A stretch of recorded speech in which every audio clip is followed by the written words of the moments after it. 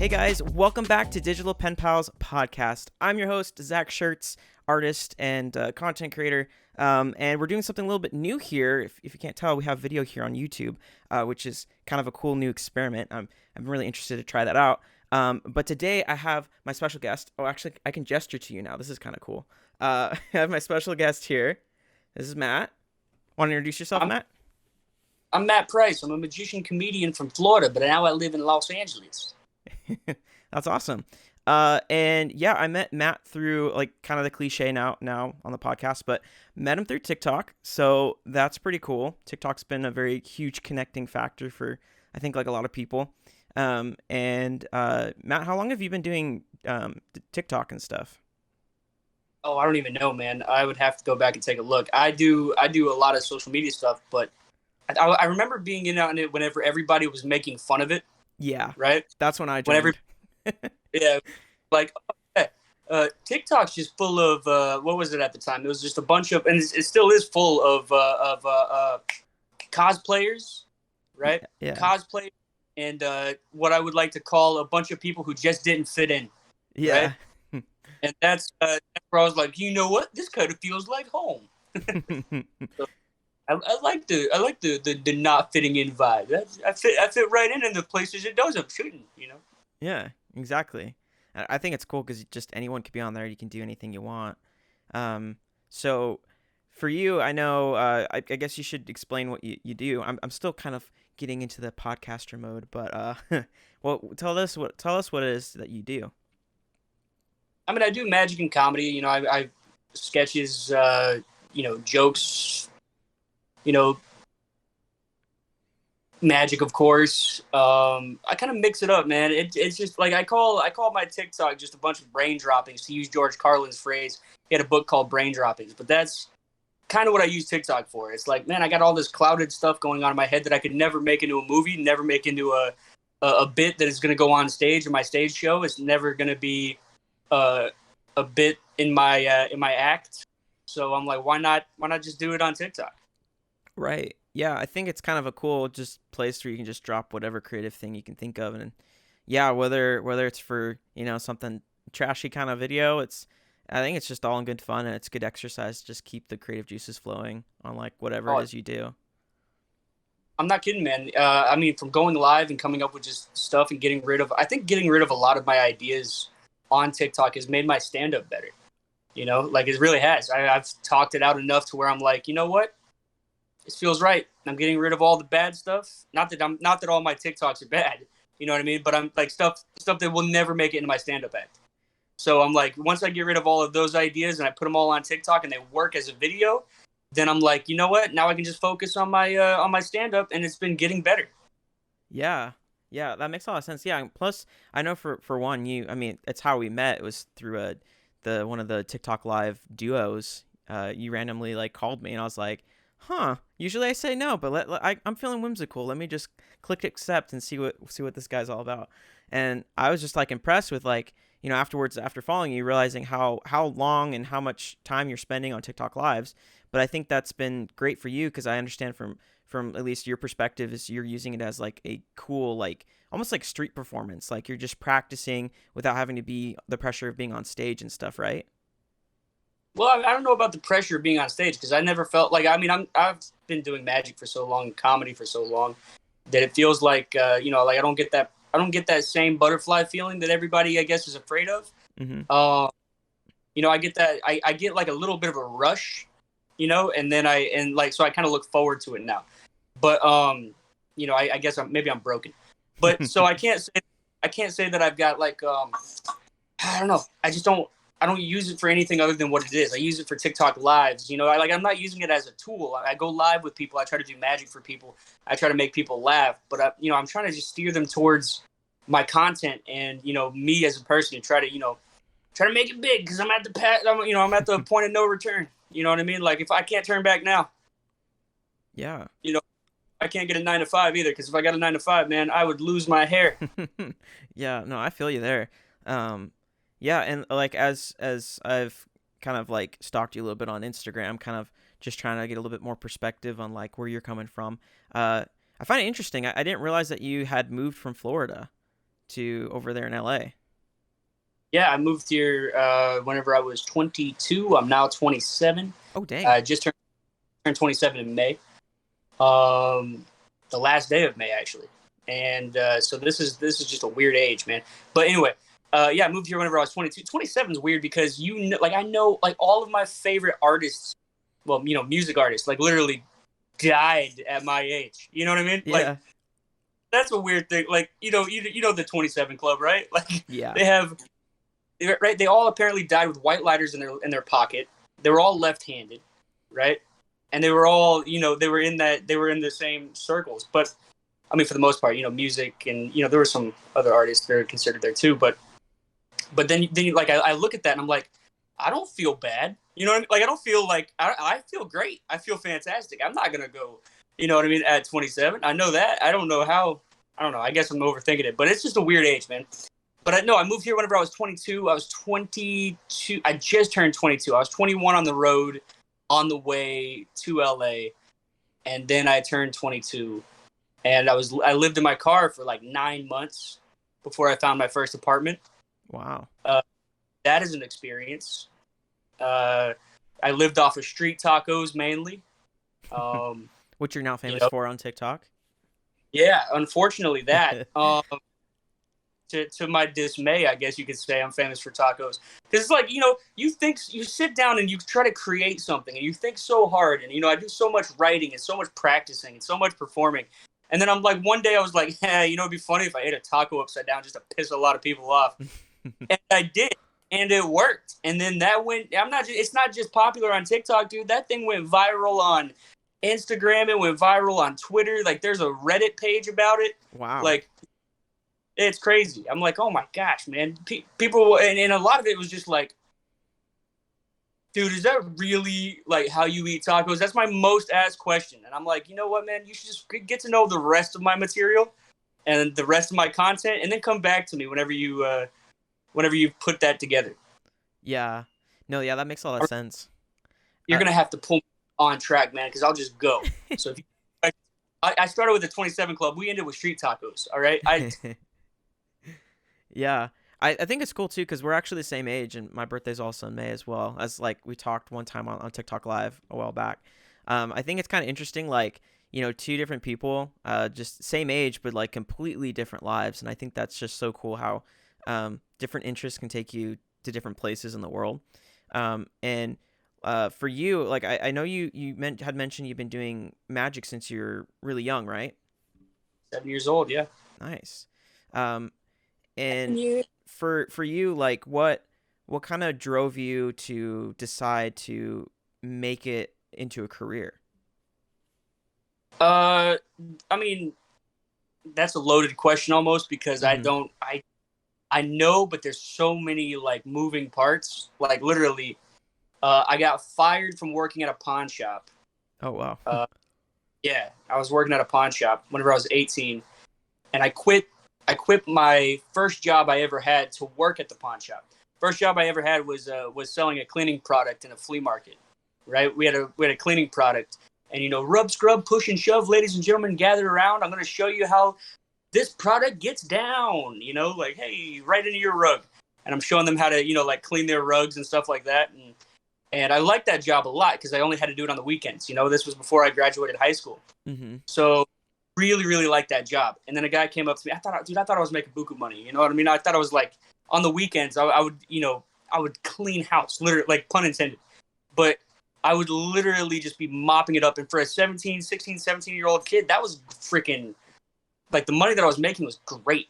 Yeah. And then I could go to school on Monday. So it was just it was like the perfect job. And I did that whenever I graduated high school too. I was still in that frame of mind, and the pawn shop right next door was hiring, and I was like, how much money would I be getting paid because I have a weekend job, but I don't have, like the full time nothing, and they told me, and I was like, well, looks like I'm quitting this job, so I quit my job as the cleaning pitchman, and I got in with a pawn shop that I don't want to name. Mm-hmm. And then I got fired from that because they put me at the same flea market as the cleaning products to sell the junk in the pawn shop that wouldn't be picked up, right? Like nobody was buying it. So they're like, take it to the flea market and sell it for cheap. At the time I was 18 and I was just so dumb. I realized my boss went to Vegas and I was like, by the way, I've been doing magic forever. Okay. Right. So I realized my boss goes to Vegas and I'm like, you know what? I'm not going to set up this junk booth, right? I'm going to do a magic show, right? Mm-hmm. So I utilized his booth, a whole bunch of people walking around. I built a big crowd, like a street performance. Built a big crowd, started doing my magic show, and I would take the hat off, hold it out, and then people would come in and just start filling it up with money, and then they would leave. Well, one guy comes over, puts money in the hat, and I'm looking at the hat, and I look up, I'm like, thank you very much, and he goes, dude, great show, you're fired, right? Dang. And I was like, yeah, it turns out my boss was in the crowd, and he fired me on the spot. Yep. And I lost it. And then I was like, you know what, man? If I made money doing this, I could do this on the street. So I became a street performer. Wow, that's a huge turning point. Yeah. I mean, you go from having a regular job where you're going to make money to now you're performing on a street and you don't know you're going to make money, Wow. because the money is in their pockets and you gotta do the show and you gotta be good enough for them to take the money out of their pockets and put it in your hat. Right. Yeah. That's really difficult. So like how long did you do street performing then? Was that just until you decided to move to LA, or was it kind of short term? No, that's what I did whenever I slept in my car. That's what I do on occasions now. It's something that I'm really trying to push out of my life. I'm not gonna lie. I'm really trying to get to a point where I can 100% say I can do magic and comedy clubs and do my stand up comedy and my magic and blend it together. Get the respect from the comics, which is the most important thing, and and do my thing for a living, the way that I want to do it, which is which is a double-edged sword. You're like, I want to do this for a living. They're like, well, we'd appreciate it if you didn't do the magic part. And you're like, you know what? No, you're going to like it. Like, and I'm just, I think that's an artist mentality. That's like a street performing mentality. It's like, no. I'm not going to give you what you want. I'm going to give you what I want to do, and I'm going to figure out a way to make money with it. Right. Yeah. So, to go back to your earlier question, though, like the loaded part was kind of just every little thing. Like I'd always wanted to do magic for a living, right? And it took getting fired to be like, in the fashion that I, it's kind of like I don't believe in the universe. I used to whenever I first got out of high school. Like I don't believe in the universe theory, like the law of attraction, Mm-hmm. right? I used to whenever I first got out of high school. Man, I read The Alchemist. Like I was reading the Paulo Coelho book, and I was like, man, oh man, I believe in this with all my heart, And then, like at the time, I was like, man, that's exactly what this was. This was the universe, like conspiring to make me go in this direction. But now that I'm older, I realize your body's more chemistry than anything. But the you're like when you're, I don't know, man. It still feels weird that's how that happened. Yeah. Right. It's just a strange thing. You have this whole group. You have this whole experience. And then boom, next thing you know, you're living in Los Angeles. It's like I don't know. It definitely look. If I was, look, I don't know. I don't know how to put it, man. I'm definitely it's working, and it feels like it's the universe, but that I don't know if you read the Paulo Coelho book, but I have not. I don't think I've even heard of it, but that sounds interesting. Yeah. Still a good book. I still go back and read it, but I don't believe it. It's just a good story, right? It's just a good story. I really appreciate it as a book, but again, dude, 18-year-old Matt was completely like law of attraction. Write it in a journal. Try to manifest it. I was doing all of that so hard, and then I listened to Neil deGrasse Tyson kind of throw that out the window. He set that on fire with the blowtorch. But right, Yeah, that's crazy. Like that feels almost like a movie. I mean, I feel like that kind of scene, like it's kind of hard. Like I guess in life, there's some moments that feel kind of like almost like this huge theatrical kind of feeling where you're like, wow, that was a big moment. But you know, I don't know. I think those moments are fun. Like I'm kind of like the person that I like when I think about life or I think about events in my life. Sometimes I almost like romanticize them in a way where it's kind of like because I like doing video stuff as well, and I really appreciate like good cinematic stuff. And for me, sometimes I feel like sometimes I look at my own life as a movie. If I have memories, sometimes it's almost like filmed like a movie. It's kind of weird, but um, yeah, I don't know. I think that's fascinating how that just kind of all went down. Yeah, dude. I mean, it's more crazy than anything, in my opinion. Yeah. Like it's just like, if there was an example, like if I decided that I wanted to make a bunch of money, go on a motivational speech thing, and promote the law of attraction. I've got a story, like I've got like I wanted to be a magician so bad, professional, wanted to do this for a living, and then it was just handed. It was literally like, oh, okay, here you go, right? Quit this stupid pawn shop job and you know go live your dream, pal. And it's been a struggle, and I'm a struggling artist, but you know, here I am. Yeah. I think that's awesome. And yeah, I kind of forgot to mention at the beginning of the podcast too. It's like something I think I mentioned to you. I like typically most of the people I interview have been like, more like the cliche, oh, I'm an artist, like drawing and stuff like that. And I find it fascinating, and it's something I've been wanting to explore more of is like kind of understanding other types of artists because, art is such a broad subject. It's not limited to just one thing. And Right. for me, I love kind of learning about people's like different means of art. Like there's different techniques and things that they'd go through, and especially with magic, there's a lot of things that I didn't even know much about because like as a kid, I tried doing some magic stuff before, but obviously to no avail because I wasn't determined enough, or maybe I was just too interested in too many things all at once that I had to kind of pick and choose. Like okay, these would be my two main things I try to focus on, you know, but I just think it's so fascinating because there's always like similarities too. And I know we were talking earlier about in the other live stream how, those similarities kind of cross over when it comes to like, for example, like we're talking about copyright and how, you have certain jokes or certain tricks, I should say, that are basically coined or owned. It's like I'm assuming it would be intellectual property, right? Technically, or is it, there's another term? That's exactly what it would be. It'd be intellectual property.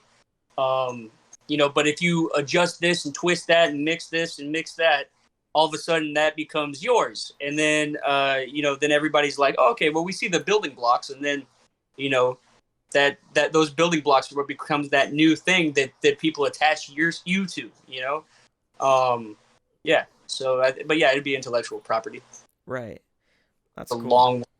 long-winded answer. My bad, but there Oh you no, go. yeah, no, that's good. Yeah, I just found that super interesting, and it was something that I think just was so cool to see. Like, with art, it's the same thing with copyright. You can't just trace someone's artwork and call it your own. But if you use things as reference, and you can take color palettes from, you can take a whole entire color palette from someone's artwork and use it, and it's not infringing on any intellectual property.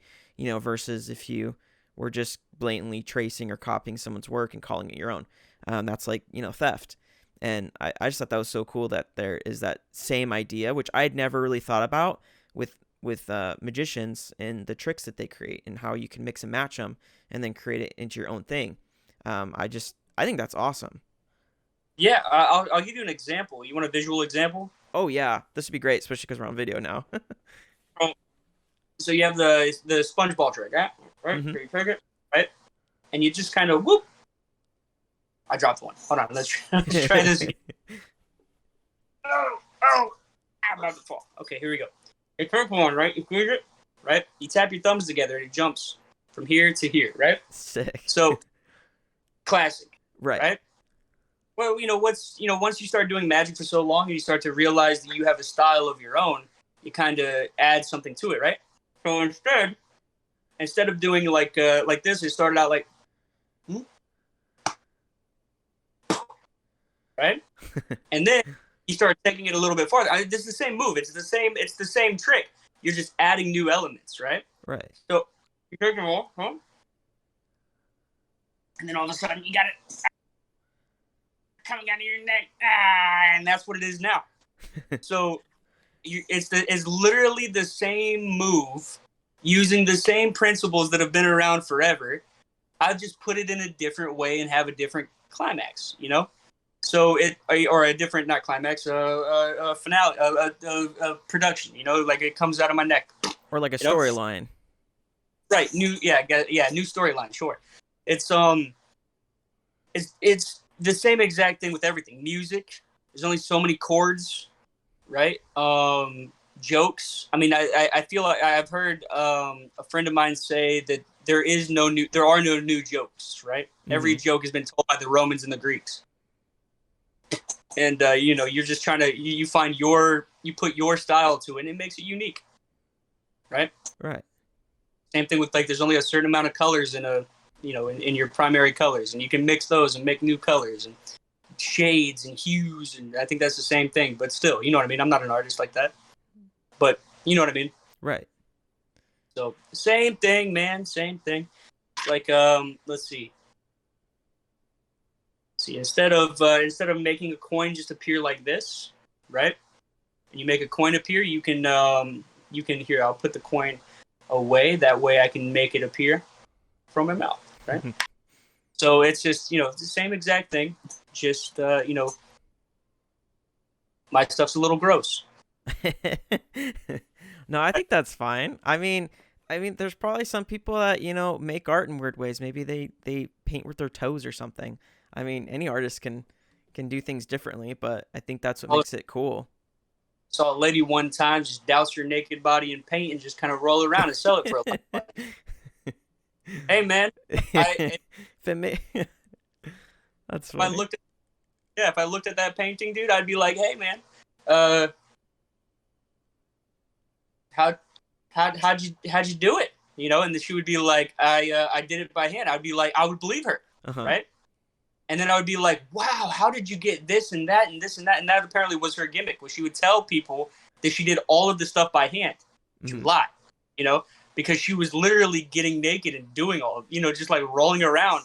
But you would be like, what? Wait a minute, that looks like a pair of boobs, you know? Like, and it's kind of, you know, blotchy. I don't know. It was a pretty interesting thing that I was watching on what was it? I think my buddy showed me. I actually don't know where it was. It may have been on YouTube.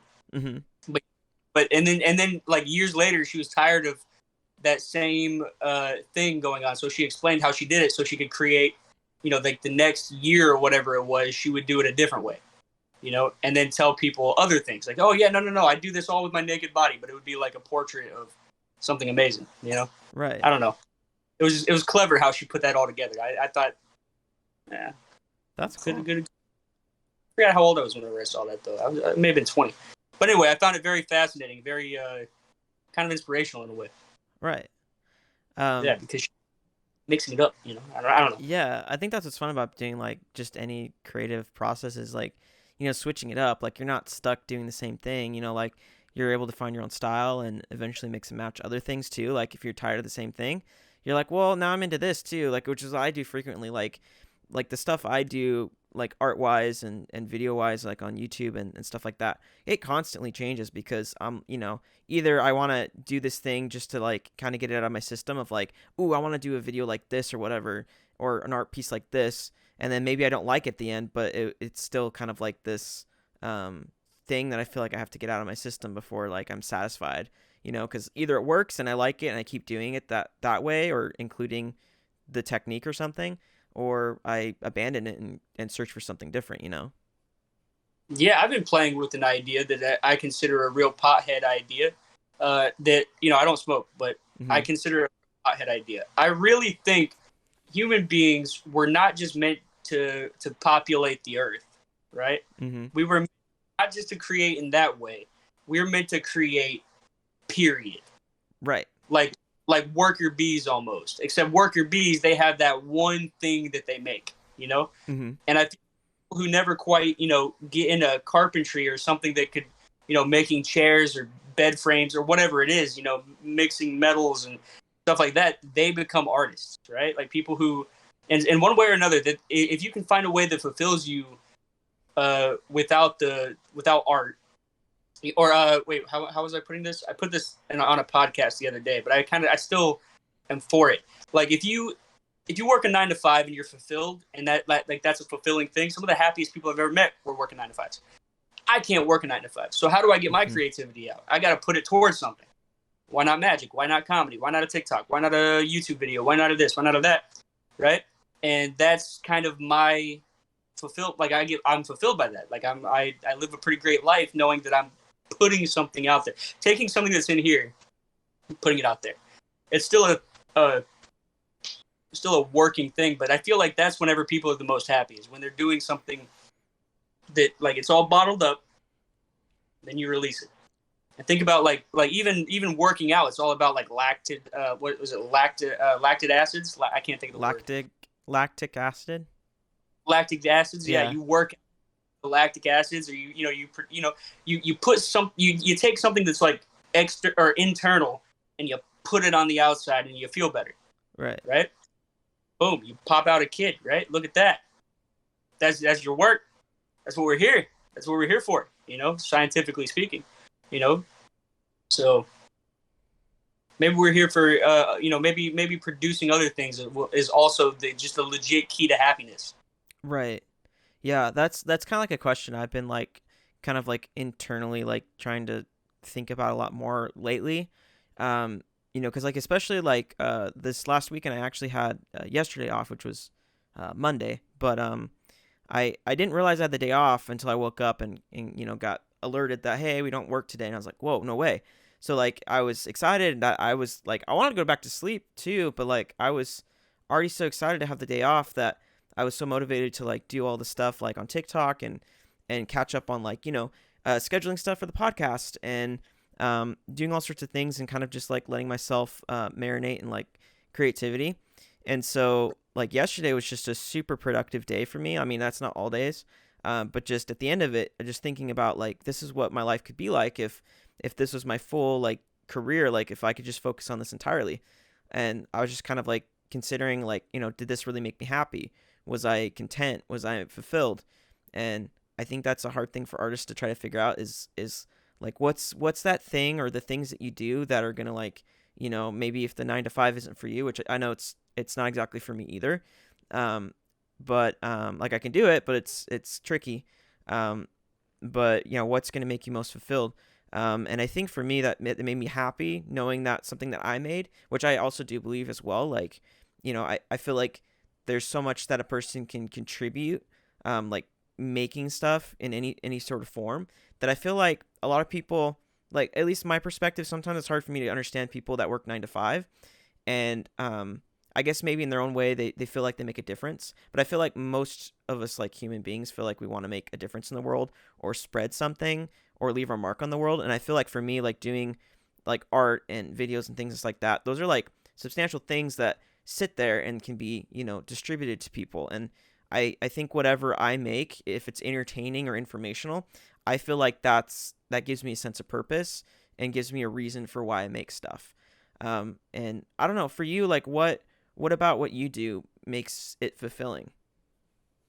It's almost like a release, man. Like, it's just a release feeling. Cause I have a lot of things that run through my head that, like I borderline crazy, like I'm just like, I'm constantly just,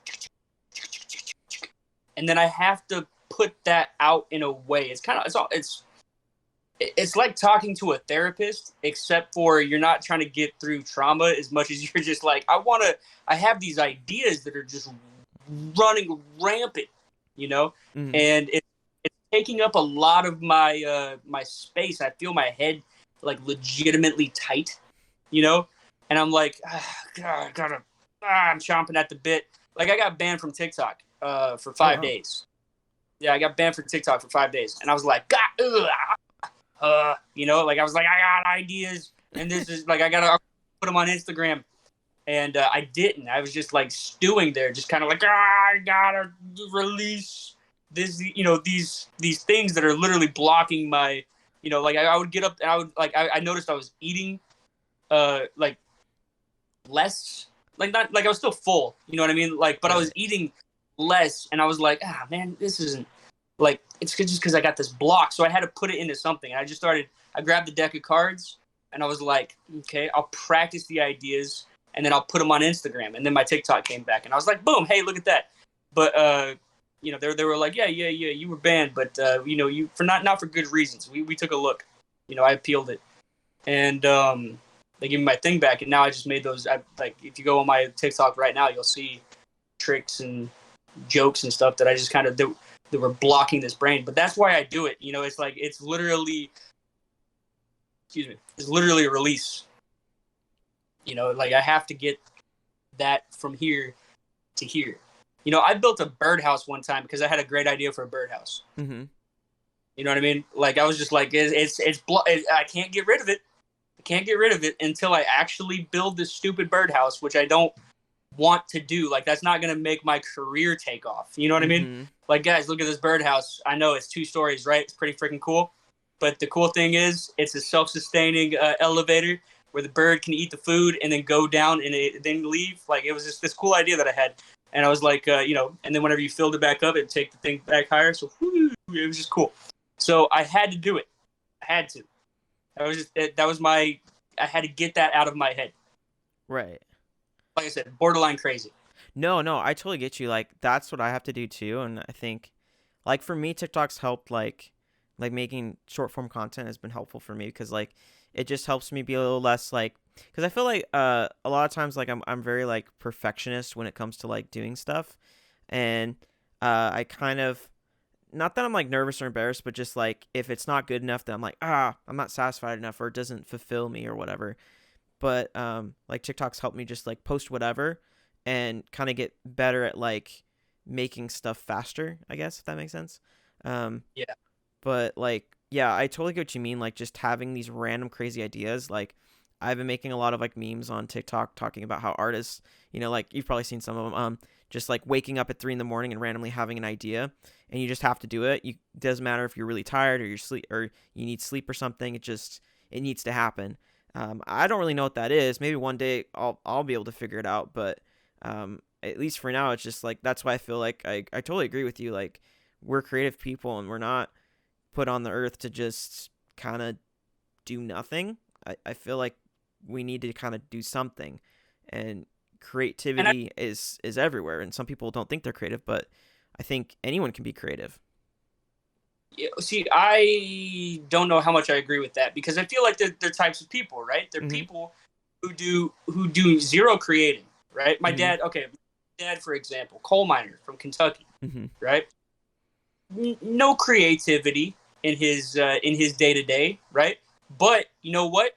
Dude's hilarious. Yeah. He's so funny, right? And you're sometimes I go, where the heck did you just pull? Like, where did you pull that from, right? Right. So, but that's like he gets fulfilled by like, okay, that was just the most wild shit you could think of at that moment. You know what I mean? Like, and it is hilarious. Mhm. So maybe that like he's just maybe everybody has that creativity, but the way that they manifest it and how much they need is different, right? Right. Like like I need a lot to feel fulfilled. Like I need a lot of like I got to put out a video. I got to create a magic trick. I have to write jokes. I have to I have to take all of this stuff to feel like okay, cool. My day was I'm justified to be awake right now. So to feel better in that way. But my dad can crack a joke, and you're like, where the heck did that come from? And that's all he needs. He could ride on that for 2 days, you know, and that's like the most creative thing he did all day, was that joke. He works as a security guard now, but like what kind of creativity is happening there? I mean, he just fills his head with Trump videos and it goes, Yeah. yeah. So Yeah, and I think that's what I meant too. Like, I didn't mean like just like very similar to us, but I mean like because like yeah, definitely for me, I know a lot of other people that are similar where different types of creative stuff happens. Like there's creativity and problem solving. Like even with just mundane work stuff, maybe there's a certain way that you can think to like make a system work better to be more productive or something. Who knows? And that oh, there with you jokes too. Like so for me, creativity is just like in everything. So when someone's like, "Oh, I'm not creative," I'm like, "Did you have to figure out a problem or figure out how to be more efficient throughout your day. Like that's creative to me. I never thought of that. Like I legitimately never thought, like, maybe my dad, he's got like these jobs. And I've been to his work, and Mm-hmm. I got these little jobs that he has to do. He has to sign people in, like get their name and their blah blah blah blah blah.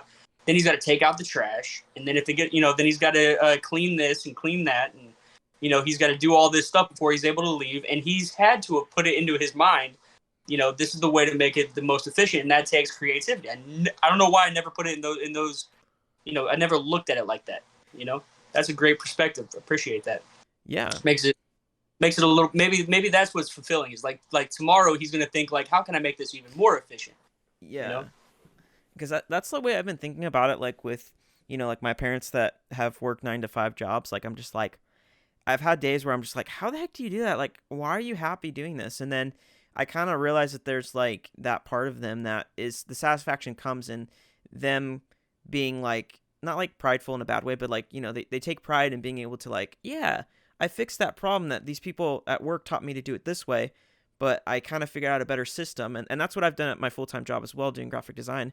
Like we had the opportunity to just like kind of like optimize a bunch of stuff that we'd been doing because one of our team members had left for a while, and it gave us some opportunities to kind of be a little bit fulfill more like leadership roles. And so like we came up with different systems, and I was really excited because I had ideas where I was like, oh, we could do this and that, and it would make it more efficient. And like, I mean, that's when the dots clicked. I was like, oh, that's being creative. Like it's weird, but like you had to come up with that somehow. It's like Legos, you're trying to figure out how all Right. the pieces fit together. And I think that's part of Makes creativity. Also, that also plays into my, not everybody needs as much of that output as I do. Yeah. Right. A lot of people, that's enough for them to be like, all right, I figured it out. I'm gonna grab a beer, man, and I'm gonna watch this movie about other people who have, they're being creative for me. Mm-hmm. Like Quentin Tarantino, man, that guy, he's got a brain on him. He wrote this stuff. And I can sit back and let him fill my head with his creativity and enjoy it. I don't know. Like I've been looking around in my room too, going, man, every single thing in my room, every single thing was created by somebody. Everything. Yeah. That just is that not like that came from people, like so many different. I don't want to call them artists because come on, man, like whoever designed. Well, I mean, now that I'm thinking about it, they might be artists too. I mean, Yeah, art is a broad subject. I feel like it kind of includes a lot of things. yeah, okay. Nobody made like an artist did not make this army green blanket. I don't care what anybody says. All right. What about the seams? Yeah, no, listen, man. Look, you don't need to sew a rectangle. All right. Well, they had to figure out the perfect dimension, right? Like they had to like kind of craft it to the human body to make sure it's the right size and everything. I don't know. Maybe okay. I think we're giving credit to a lot of labor camps. You know what I mean? Yeah.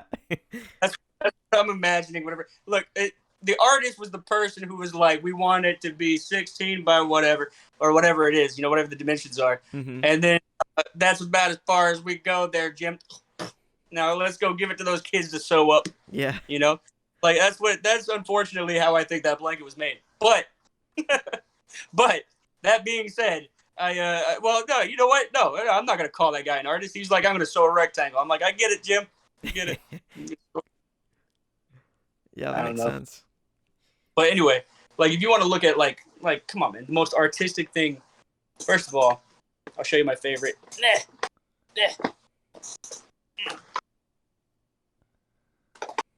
Like anybody who would do like a this, right?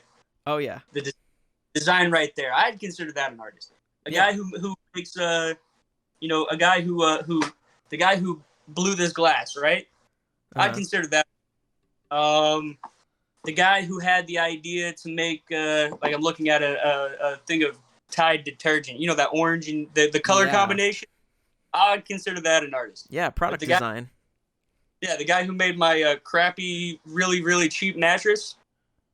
That guy's like, I'm gonna put springs. I know how to make a mattress. Yep, you make it into a rectangle. You put some springs in it, and you put some cotton and some sew it all together. Like I'm not gonna consider those guys What artists. about those little cool like swirly things that are usually on the designs of the mattress? Mine are just triangles, but Oh, okay, okay. yeah, he was just like, you know what? This is a piece of fabric. Yeah, I'm looking at it now. I need to put a sheet on that now that I'm thinking about it. Yeah, I was like, if you can see them, you probably need a sheet. Hey, hey, hey! This is my problem. Everything I need right. If it wasn't all here in this big cluttery mess, I wouldn't know where anything is. So, yeah. Yeah, understood. Yeah, I'm the same way. I'm such a mess. I'm lucky I even hold it together enough to be like fairly okay as like organized person. Ugh, I'm so Dude, unorganized. yeah, it's not. No, no, no, no. See, I'm organized. It's more like a comfort, right? Oh, okay. Like comfortable. I'm comfortable having my clothes, like my dirty hamper, be right there, right? Yeah. So I know where all my dirty clothes are. They Right. might be a few on the floor, but like I'm comfortable with that being where it is. And then it's just like everywhere. Like I know my books are right there, right where I do my writing was on my nightstand, right? Because I have Hmm. my book right next to the nightstand. Because if I have an idea, I got to write that crap down immediately, Oh yeah. right? Or I go to sleep and I wake up and I'm like, what was it? Like it's crazy how I can remember. I'm gonna go on a tangent. I'm sorry. It's Oh, you're crazy good. how I can remember that I had a good idea, but I can't remember what good idea it was, right? Right. Like I can, like if I'm about to fall asleep and I'm like, oh, that's a great idea. Let's forget about it.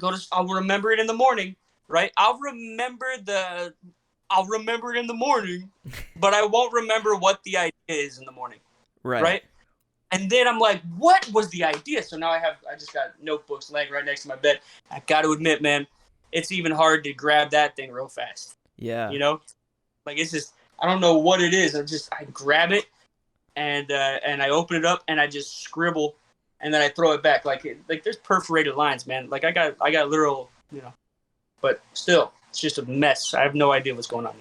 But anyway, Yeah. I digress. Yeah, I forget what we were talking about. I went on a tangent. No, that's good. Yeah, no, that's a really good point too, because like, that's something like I've been like with at least for me, like TikToks. Like I mentioned before, I'm making a lot of TikToks about like getting up late in the morning, late in the evening or morning or whatever, and having like random ideas and having to like, make them or write them down or whatever. And like, what's interesting in the process of doing that, like I kind of realized something that goes along with what you said. Uh, I realized like a lot of other people deal with the same exact thing, other creative people, and they have to like write stuff down. But then in the morning, sometimes it doesn't really make sense or whatever, which is kind of interesting. But what I kind of realized is that creativity kind of like a fluid liquid, where uh, it kind of comes in droves sometimes. Like maybe you have a day where you're not like super creative. At least I've experienced that, where you don't feel super creative, and then there's days where it's just like an insane amount of creativity. It's almost like you don't have enough time in the day to do it to do all the things you want to do. But I think what I've realized is because it's a thing called art block that a lot of artists talk about, is like you feel like you're blocked and you can't really come up with good ideas, you're not motivated or whatever. And I realized that like art block is kind of like a sort of like a something to point your finger at, and to be like, oh, it's your fault, versus like kind of understanding what creativity is like. So when you're experiencing like this type of art block where you're not feeling creative and motivated or having any good ideas, it's because you're usually stressed about it. You're trying to force yourself into it, which I mean, it's a good exercise to be able to do that, but a lot of times you kind of just have to go with the natural flow of things. So for me, if I'm stressed or I've been doing too much, I don't really have a lot of time to be creative or think of like other ideas. Versus like when it's late at night, which is why I think a lot of artists and creative people are night owls, because no one else is awake, right? And when you're in that like by yourself kind of state and you're relaxed and there's no other stress or issues going on around you, it's just you and your thoughts, your brain relaxes, and then all of a sudden creativity kicks in. At least this is what I've experienced. And so for me, I've realized like if the more relaxed I am, the better creative I can be because I'm not forcing it, and then it's more fun for me, I guess. I don't know if that makes sense at all, but that's what I've experienced. Yeah, no, I get what you're saying. I'll tell you my experience because I can't yay or nay your experience. I like where that's your experience, Right. But I'll tell you one really cool. I'm gonna call it an anecdote because Michael Jackson said it. Right? He goes, I have to do the idea right now. Mm-hmm. Everything that I have to do it right now. And somebody asked him why. He goes, because if I don't do it, Prince will do it. Right? And I thought that was so freaking cool, man. I was like, if I don't do it right now, somebody else is going to do this idea, And he specifically mentioned Prince, but I was like, if I don't do this idea, then I don't have a rival or somebody that I'm competing with or somebody that we're on the same, we're in this, I don't talk to other magicians, Right. whatever, So I'm never like any specific person will do it. I if I don't do it, then somebody else will do it. So I got to do it right now. So I've always had that in my brain. The way that my artistic process, I think, works is by working myself to exhaustion, in legitimately anyway. If I'm going to street perform, I will street perform for, days and days and days and days and days and days. And then I'm like, I need a lot of time off to recuperate. And in that time of me not focusing on anything creative is when I'll start having creative ideas because I gave whatever muscle is creating that stuff a break. Exactly. Right? I need that break because if not, I'm not comparing myself to Einstein, but they said that Einstein, he was like, I'm having these great ideas and yada yada. Then he went on a hiatus where he was just, I guess you would call it a science block. Mm-hmm. Having a block. And, he was like, I'm not figuring anything out. My brain's not blah, blah, blah. So he went into he worked in a stamp factory, right? Where it was just the most mundane work. You stamp, you send, you stamp, you send, you stamp, you send. And it opened up a different part of his brain and he was able to start having great ideas again. So I think that's what I do with street performing because I don't deviate from my act. Like my act doesn't change on the street. So I'm doing that same mundane act, that I find mundane. They it's their first time watching it, so they're fine, right? It's for me, it becomes boring and I need some time off. And then that's just giving my brain enough time to relax. That muscle, whatever comes up, like whatever net is catching this inspiration, whoever's controlling that net gets to take 5. You know what I mean? Mm-hmm. And then then he gets bored. And he's like, all right, I'm ready to catch stuff again. And then I'm like, great, because I'm tired of doing this act. And then he starts catching stuff, and it's like, here's that good idea. Here's that great, here's a funny, you were working on a joke a month ago. Here's that punchline. You were working on a trick, a couple months ago. Here's that, here's a great way to try, and boom, boom, boom, boom, boom. They just start popping, So that's my experience. If I could put because this is all like talking art to, I feel like people who, if my dad was to listen to this podcast, he'd be like, yeah, I knew he was special. But I was like special education, like I didn't think, he would have no idea what we're talking about right now. He would be like, hey, look at these 2 lazy bums. Right. Yeah. No, I totally agree with what you said. Like, yeah, because like that's exactly what I meant. Like you just taking those breaks and having those times where you're not like in the mundane or whatever, like that really helps your brain relax and stuff, that creative muscle. And so like for me too, like I got to a point a few months ago where I was like, man, I just need a break, taking a break from the podcast and stuff. Because just my schedule was too busy. I was trying to pursue too many things at once. I wasn't able to be creative, like have a creative focus on just, the things that I could manage. Instead, I was trying to split myself, 9 different ways. And I was like, this is not sustainable and this is not healthy. And so I had to take a break from pretty much everything, focused on YouTube for just a while and just focused on one thing.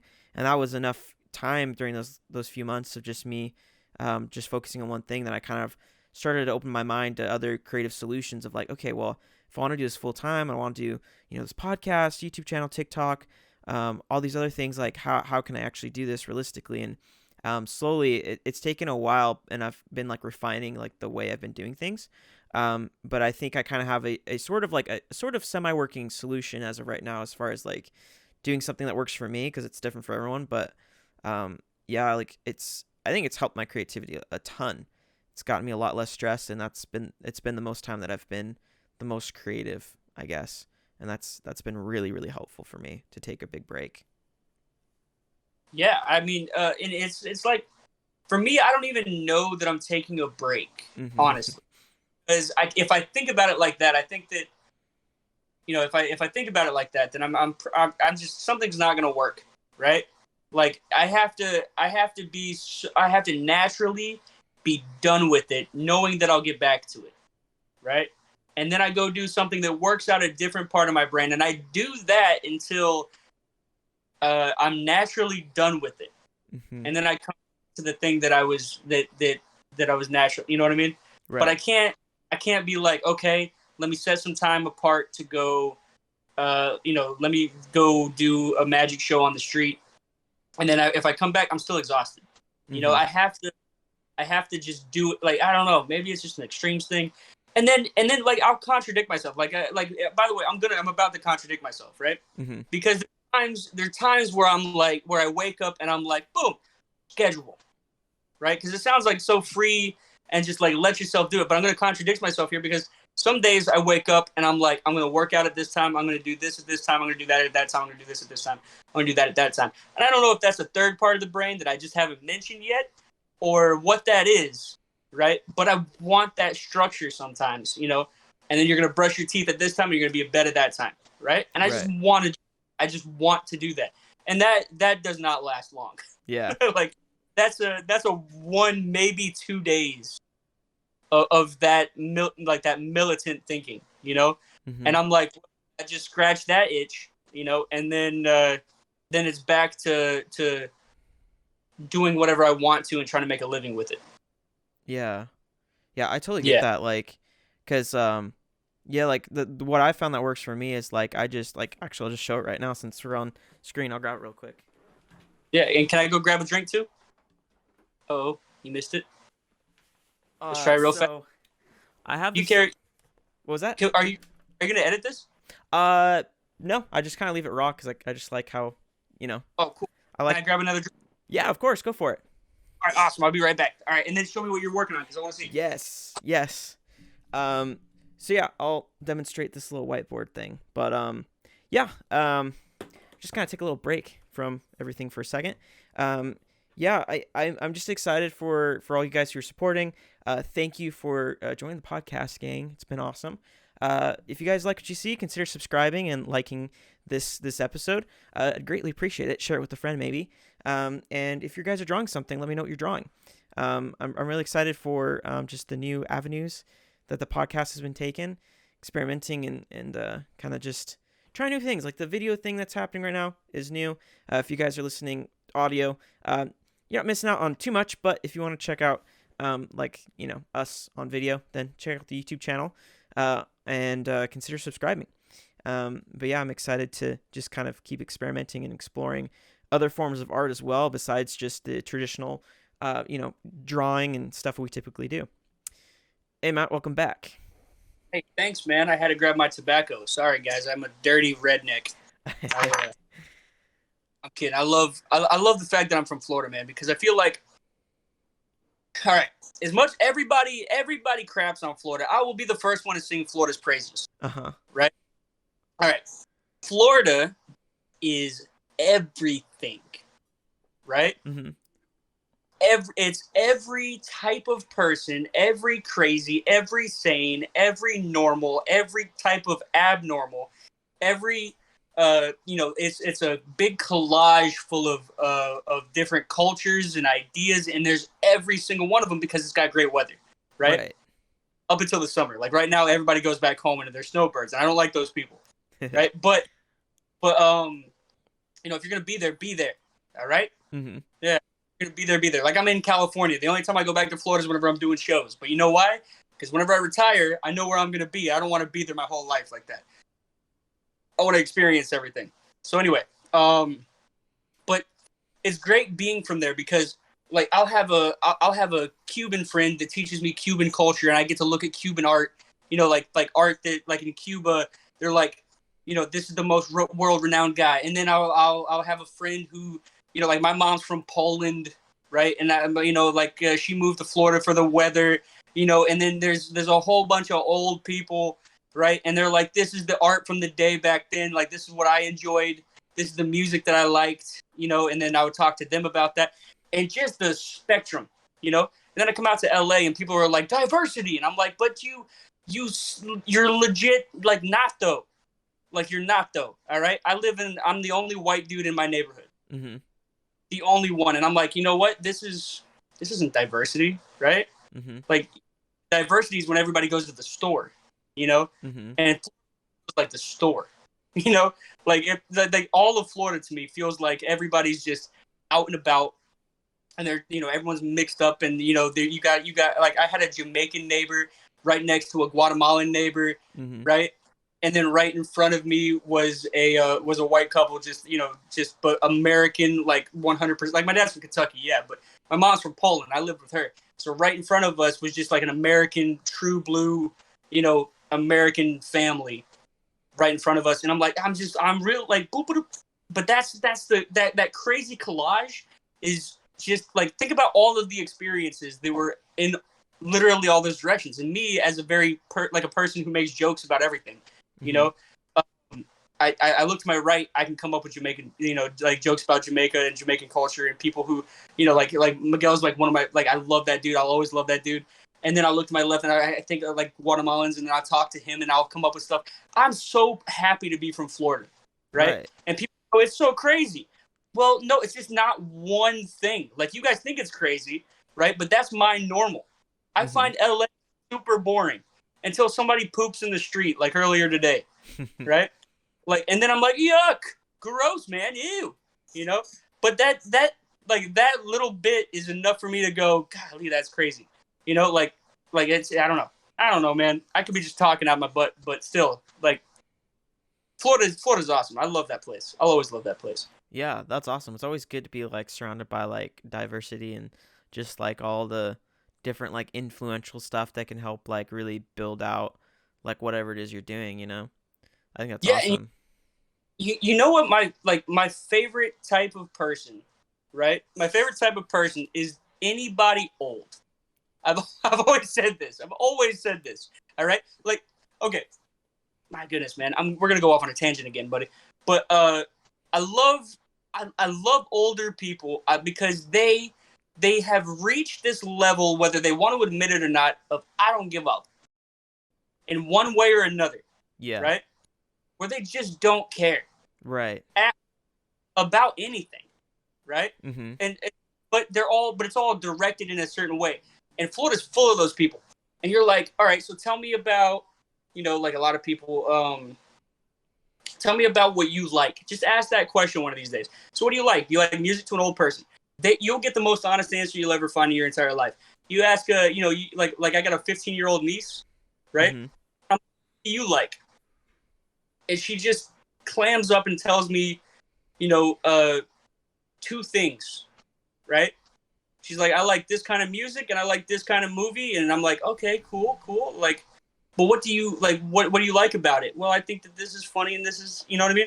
And now I like, whenever I was a kid, I had so much experience from being around old people. I knew exactly what I liked, in every way. Does that make sense? Yeah. I don't know. Again, I'm going off on a tangent, but still, I gotta keep myself composed a little bit because I'll make this podcast make no sense at all. No, you're good. No, yeah, that makes a lot of sense. Yeah, I totally agree. I think there's a lot to be learned from like older people that just have experience, and you kind of realize a lot of this stuff is just kind of petty, the things that we would worry about day to day sometimes, and it reminds us that like this is important now, but like honestly, look at every single person you've ever met that's older. Like you kind of realize that doesn't matter. Like there's like stuff that I think about too, like social media stuff, like where you care about how you dress and stuff like that. I'm like, that's cool. I mean, obviously be presentable, but like obviously if like that's all you worry about is like how much makeup you have on, and it's just like, well, just enjoy your life. Like you think you have a lot of wrinkles now, imagine when you're older. And so I think for me, my mindset is kind of like one of those things where it's just like, I don't know, it's kind of like a weird petty thing, but just, like people dye their hair even when it's turning gray. I'm like, let it turn gray. Like, you're getting old. That's cool. Like, Yeah, it's like that, we want to like hide it, but it's like at the end of your life, you can't dye your hair. I mean, you could, but you're not going to dye your hair black or whatever until you're like 90. We all know it's not your hair color. It just gets to a point where it feels very superficial and kind of like not worth the effort, and so you're gonna have jet black hair, but you're gonna look. And then you try to cover it up by caking on makeup to cover your wrinkles. I'm like, no, that's like your badge of honor. You made it. You're old. That's fine. Like, you don't need to like cover it up and pretend it's not real. But I also understand giving it your best shot too, right? Of course. If it makes you better, if it makes you feel better, right, then go ahead and put on a little bit of makeup. But don't try to make yourself look 20 when you're 97. You know what I mean? There's a realistic balance between everything, Yeah, you're not fooling anybody, Right. right? You're not. You really aren't. Okay, you like, and that's the thing that I kind of look at those people and I'm like, they're a little psycho, right? They're a little bit crazy because they think that they're pulling the wool over your eyes, right? Right. They really think that they are, it's just that's crazy. You know what I mean? Like, Yeah. Like, I'm 97. I bet you I could be, I could at least be your mom. No, you're my great grandma. That's what you are. Yeah. The delusions. But dude, what were you about to show me? You were about to show me. Yeah. So this is my little thing. I don't know if this is mirrored or not. Probably is mirrored. There's absolutely no way I'll be able to read that. Yeah, my cool. eyes. So we're mirrored mode. I don't know how to change that. Maybe I'll figure that out later. But yeah. No, but so I have a little whiteboard for those that are just listening. It's kind of like a cool rectangle, like tall longboard. It's kind of small, and it can like fit in your door, wall, or whatever. And because I started doing it on my bigger whiteboard, because I don't know, I like whiteboards. I'm very visual, obviously. And so I was doing like, Monday through Friday or whatever, and I would just write down things, not like a time schedule, but just like maybe I'll put like in my head, I kind of have an order of like, okay, so I'll probably be doing this first and then this and then this, because like I just have a lot going on with like making TikToks and videos and stuff. And so what I've been doing is just writing down like a list of things that I want to do throughout the week. If I don't really even have most of the days planned, if you can kind of, even though it's reversed, you can tell there's some slots that are not even filled up. But if there's something happening, I put it down so I don't forget about it, and then I can kind of like insert whatever I want in those days. So there's still like that creative flow where it's not like I'm forced to do one thing. Like if I'm not able to do something one day, I'll erase it and move it to another day, maybe. Who knows? Or if I don't have time for it that week, then I'll just get rid of it. But I found that I've used it for like a week, and that week went a lot better for me. I just felt a lot more relaxed because all the stuff that I needed to do was written down, and it wasn't stressful because there wasn't like a set time that I had to do everything. And then it was flexible too, so that added to like having less stress. So like for me, that's been really helpful. Just something simple like this is all I need, because otherwise any more than that, I've tried doing like, scheduling planners and stuff, like those stress me out. And so far this has been working for me. Yeah, I mean, I roll the dice on my memory, man. I just hope I remember. I tried that, and I failed so many times. I was like, I gotta start planning stuff out. I'm gonna drown. You know what? Here's a trick, right? A trick is basically what I did. Well, I mean, we didn't need to do it, but no, because we literally texted yesterday, and you reminded me, right? Mm-hmm. That's my trick. Day before, because I'll keep the schedule open. I'll put it in my calendar. But my problem is I'm not gonna look at that calendar.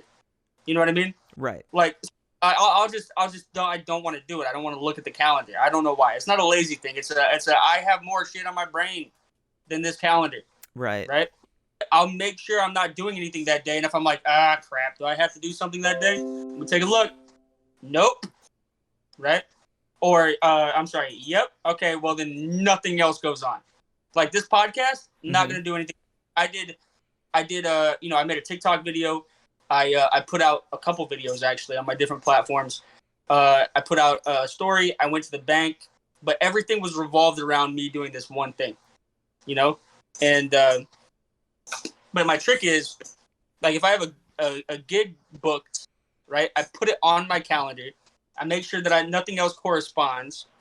And then I tell the person, because I know I'm not going to look at my calendar, text me the day before. Mm-hmm. And I make it their problem. You know what I mean? Like, Right. This is your problem, not mine. This is your problem. Can we cuss? Are we good to cuss? That's fine. Yeah, I might bleep out the F word just because I have younger audiences listening, if that's all right. Oh yeah, don't do. This is all you, man. I should have let you know that. Yo, that was my fault. I definitely have I kind of always forget to mention that, but yeah. That was just no the worries. third time. That was the third time that I saw you go. Whenever I cussed. Yeah, sorry. I was like, ooh, I should have probably told him, but yeah. Sorry about that, man. No, you're good. Sorry for that. No, you don't have to apologize. It's my fault. I cussed.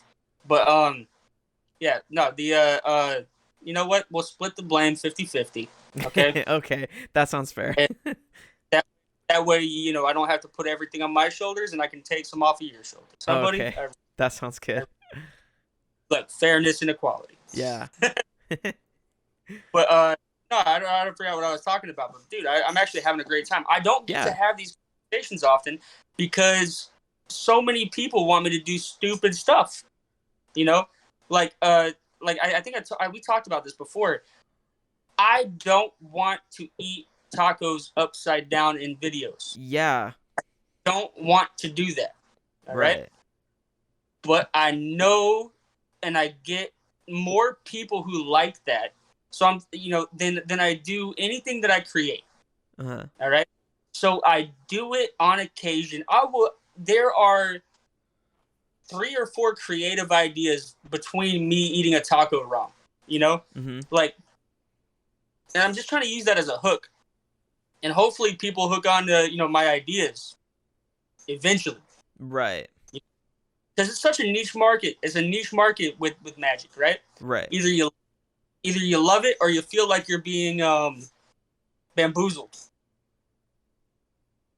And I believe that that's on the magician to not make you feel that way.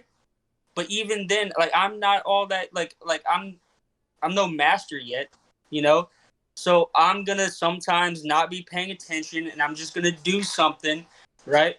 Just laissez-faire, and and they're gonna be like, look at the arrogance on this guy. No, I just wasn't paying attention. My bad, man.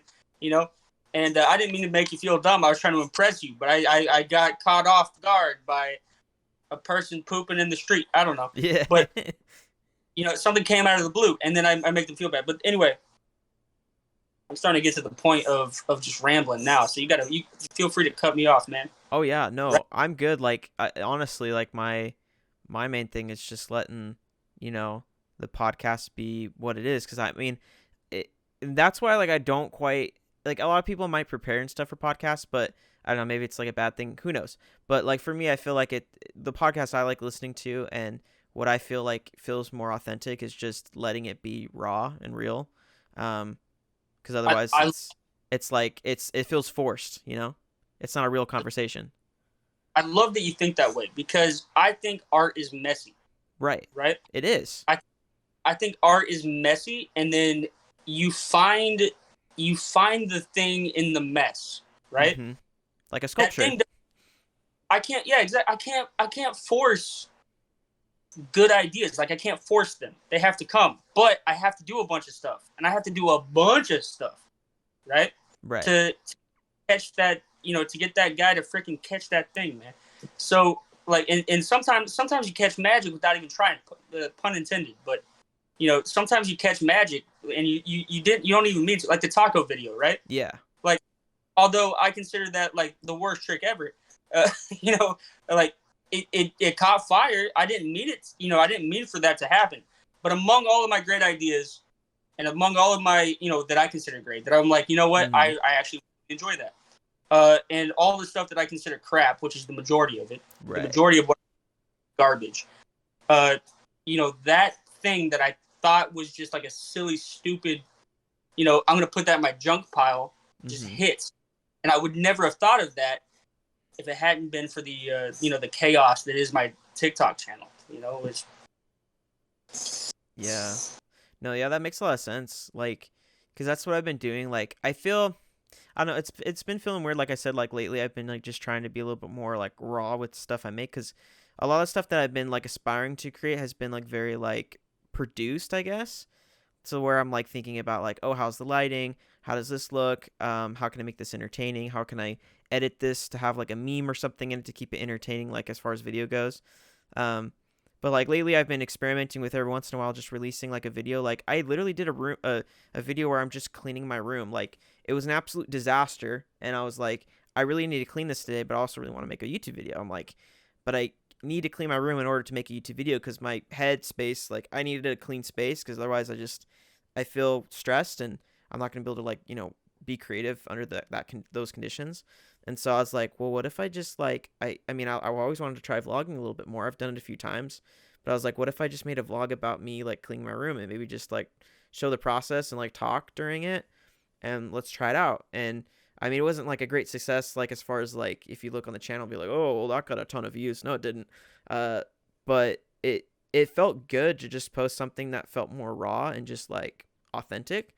And besides just like the more highly produced stuff that I aspire to make, I'm like, there's also room for this messiness and like every once in a while having like a messy video where it's just like there's not a lot of editing to it. It's just it is what it is, and there you go.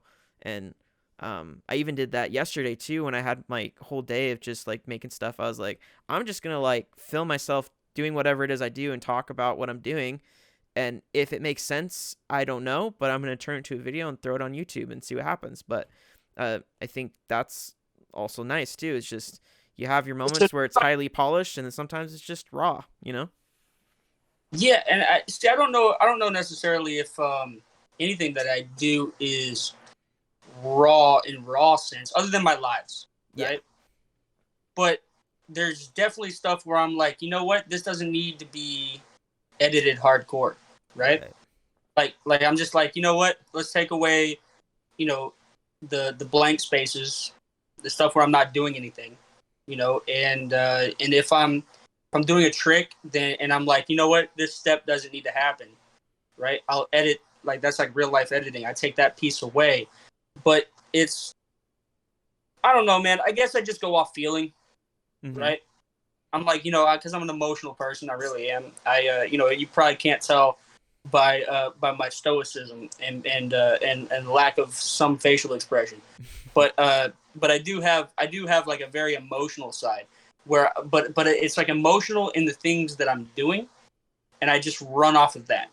I don't know what I'm doing, dude. I'm so Yeah. like, if people go, you know what? I got everything together. I'm like, hey man, I'm renting a room the size, like, if I do this move, like if I just put my arms completely out, it'd be two of me, and I would touch that wall. Dang.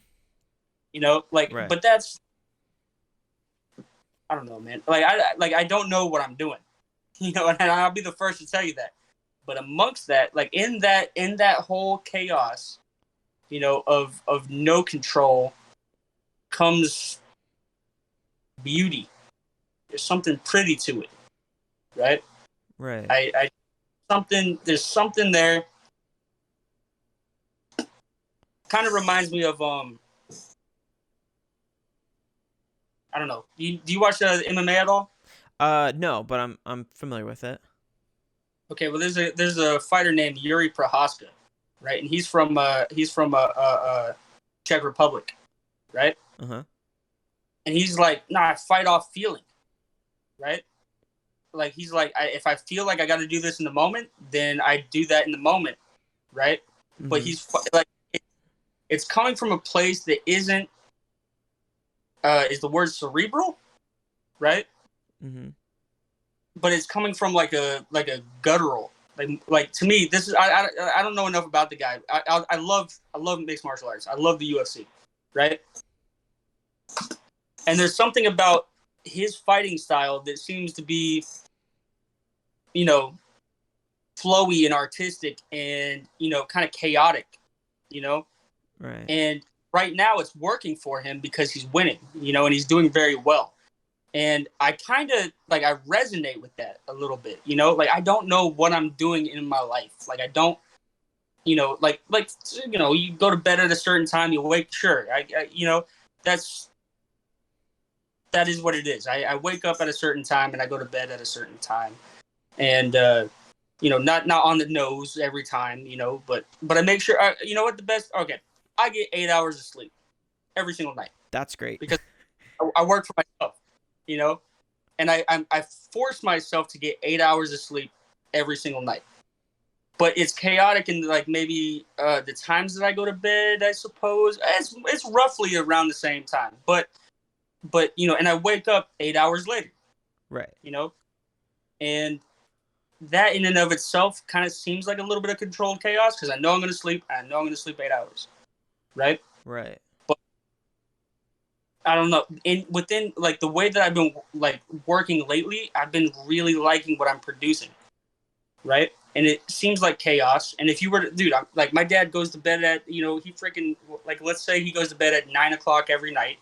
He wakes up at 4, So I was explaining that to him, how I do it. He would think, he would put me in a ward, But, because it just doesn't make sense to him. I don't know. Now this feels like a therapy session. No, that's good. No, honestly, that's exactly how, like, the podcasts feel. Like, for me, I feel like they're just as, like, as much as I hope they're helpful to other people and, like, people participating, like, they're really helpful for me because, like, just throughout the week, I think about some of these conversations that I have, too, and they really help inspire me and educate me on, like, how to, like, apply different things into my own life because I think, I don't know if you ever watched Avatar: Last Airbender. So and in fact, yeah.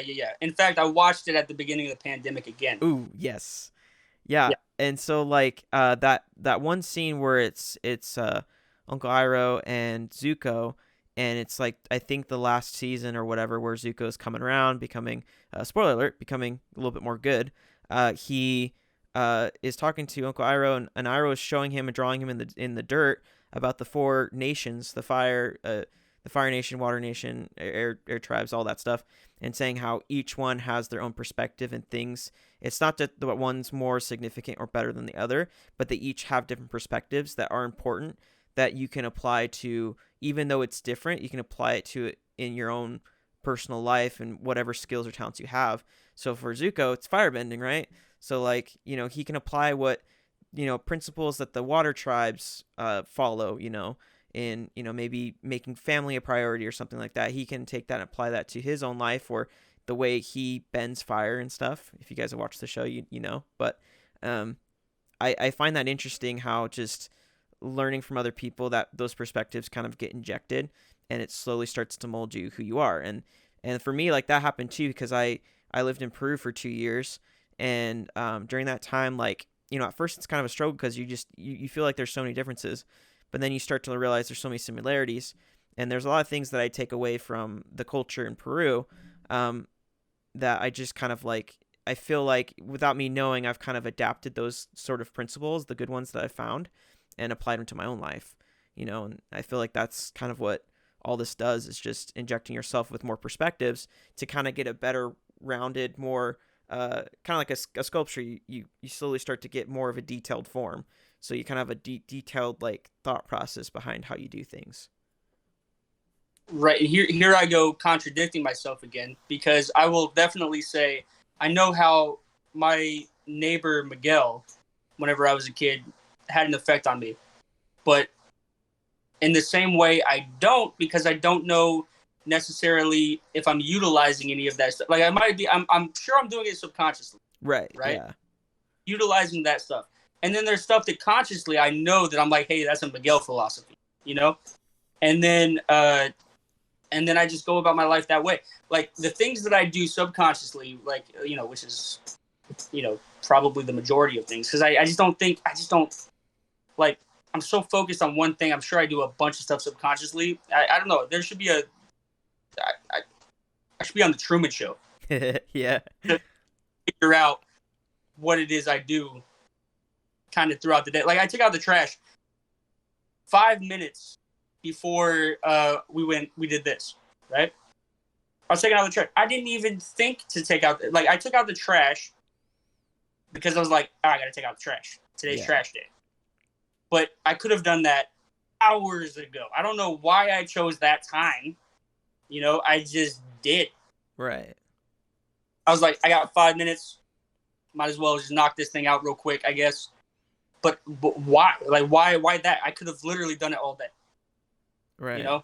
But subconsciously I did that. And then there's like philosophies that I know that he said where he goes, well, I'm not gonna say that yet, because that's one of my bits that I do in my act. So I'm not gonna get rid of my bit, on a podcast. But there's things that he has told me, because I love that guy. I always love that guy. He's just so smart.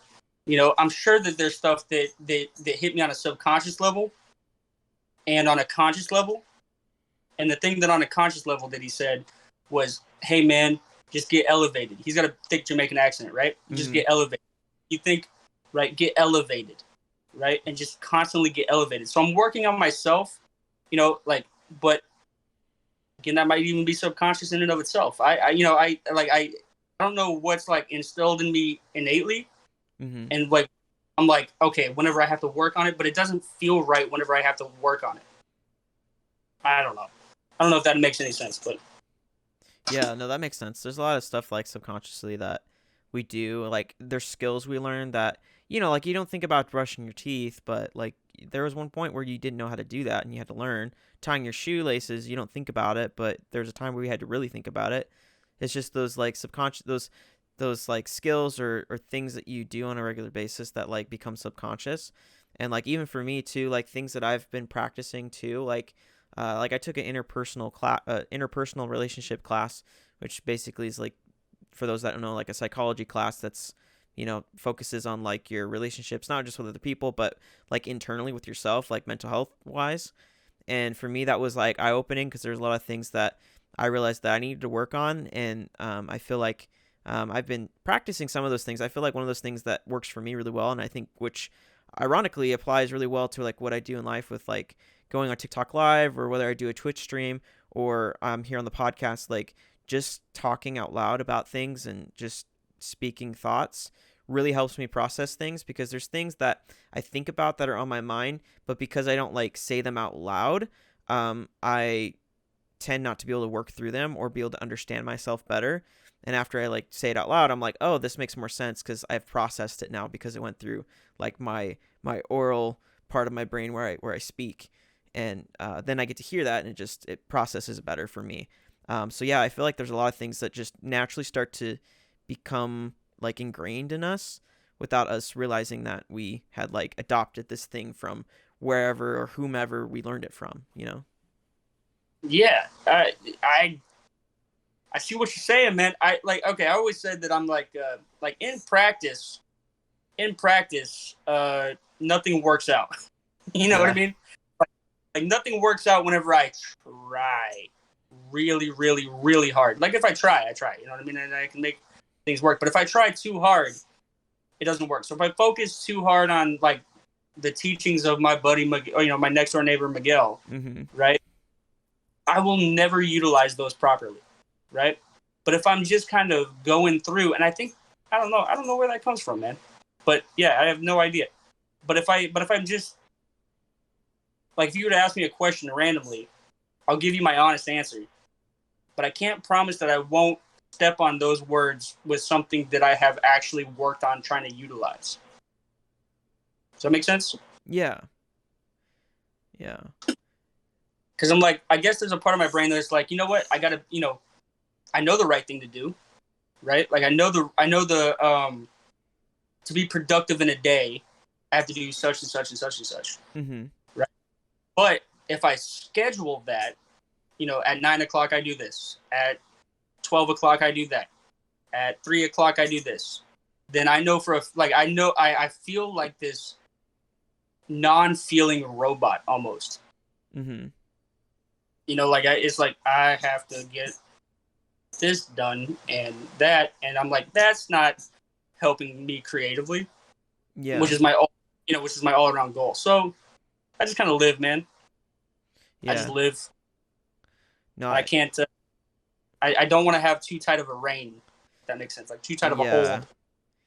Yeah, I totally agree with that. Like that's kind of how I feel like if kind of like throw back to the scheduling thing, just I can't tell myself like specific times, but for me at least like just having an idea of like here's the things I have to do, then I'm free to like insert them wherever or whenever I can, and it's a lot more liberating and it doesn't feel robotic, it feels more organic. And sometimes I just have to surprise myself like like most of the times I can't sit there and be like, "Oh, I'm going to make 3 TikToks right now." I'm like, "Well, it'd be cool if I did 3, but let's do one for now and then see how we feel." And then and usually I'll make like 3. I'll end up making 3 without even thinking about it. And uh that's really cool. But yeah, most of the time it's like I feel like I have to like trick myself into just doing more or pushing myself harder because it's like it was something that I heard from another podcast I think I was listening to today where they had mentioned that there's this thought paralysis that happens like if you start over like thinking about things too much or thinking about doing one thing, you kind of get to the point where either you fear it or you're overthinking it and you don't end up doing the thing that you're trying to do. And so a lot of times I've noticed in my life I've always gotten to thought paralysis thinking about things I have to do rather than just like almost like tricking my mind and being like, no, let's not plan on it, let's just do it now, or like let's just let it happen, without thinking about it. I don't know if that makes sense, but Yeah, it does make sense. But and I think a lot of this conversation is like you make sense to me, right? mm-hmm. Whenever you talk the most trying not to think, you know what I mean? Right. About because I can make sense of the chaos in other people's conversations, right? Uh-huh. Whenever they think, but I always feel like I'm never making sense whenever I'm trying to make a point, Yeah. right? Like I'm never confident, you know what I mean? And like, you know what? that was a piece of something, you know? Like that was man, I just nailed whatever it is I was trying to say. I never feel that way. Yeah. Right? I don't know. Maybe that's from performing. I get that instant gratification. Mm-hmm. Do something that's funny, people laugh. You do something amazing, people wow. You do something stupid, people go, ugh, you know. Yeah. And I'm like, well, I'm picking up like how I'm being perceived off of your vibe, and now that I know that vibe, I don't know. It's the artist in me, man. It really is. I'm not molding myself. I'm giving you a piece that I feel like you're gonna enjoy. Right. Right. And I feel like, I don't know. It's how I feel in the moment. I feel like Yuri Prohaska, man. I feel like I'm just it's all based on what you're doing, and that's creating art. But it's also like the fact that whenever I'm by myself and the chaos is happening, I'm still pulling art from that. I'm an enigma in my own, from the outside. Like I don't get my own brain, dude. Right. I don't necessarily get it. I'm sure it'll make sense whenever I get older, but maybe it won't, and I'm okay with that too. Yeah. Yeah. I mean, we got our entire lives to.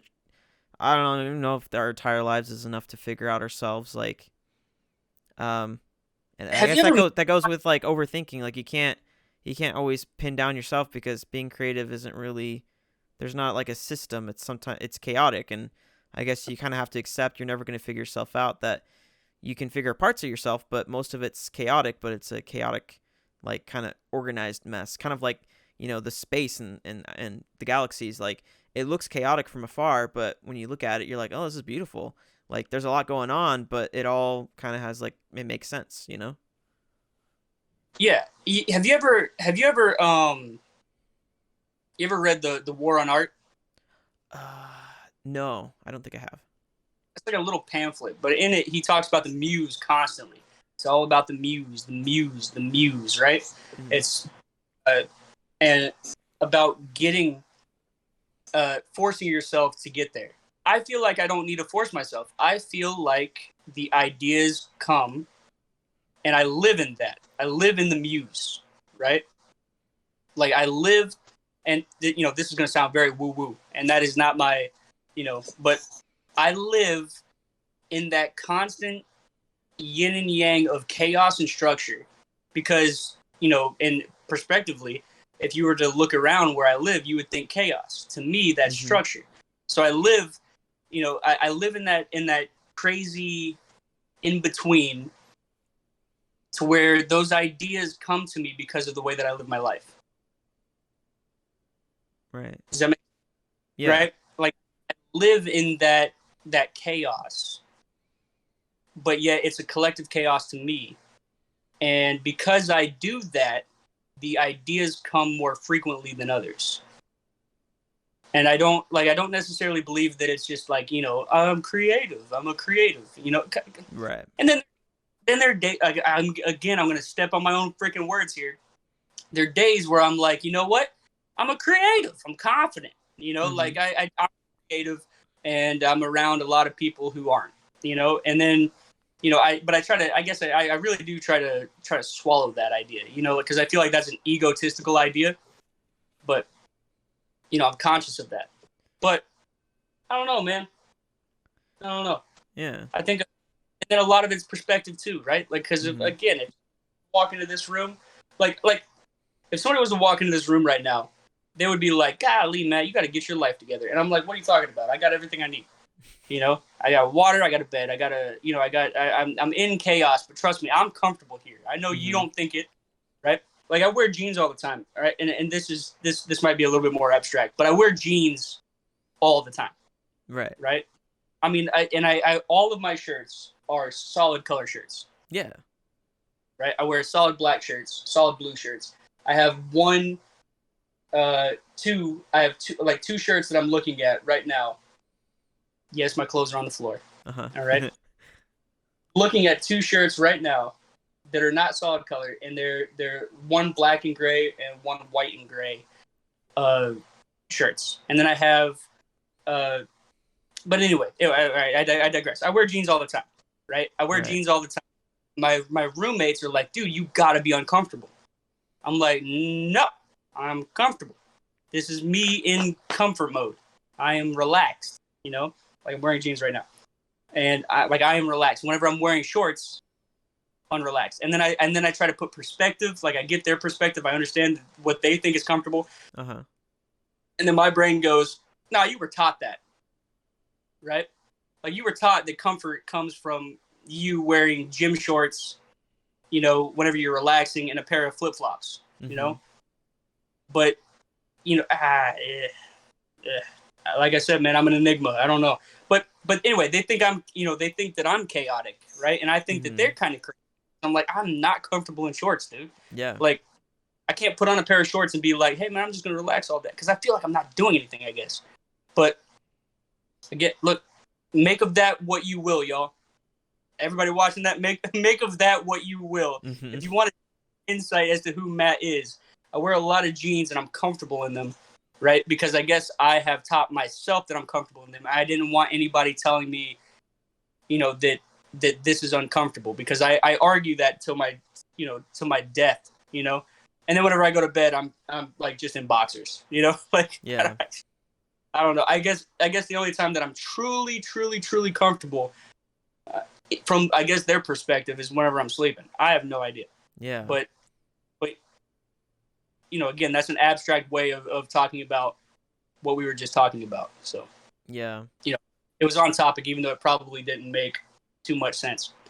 No, yeah, it makes sense. Like, just like, we're all different.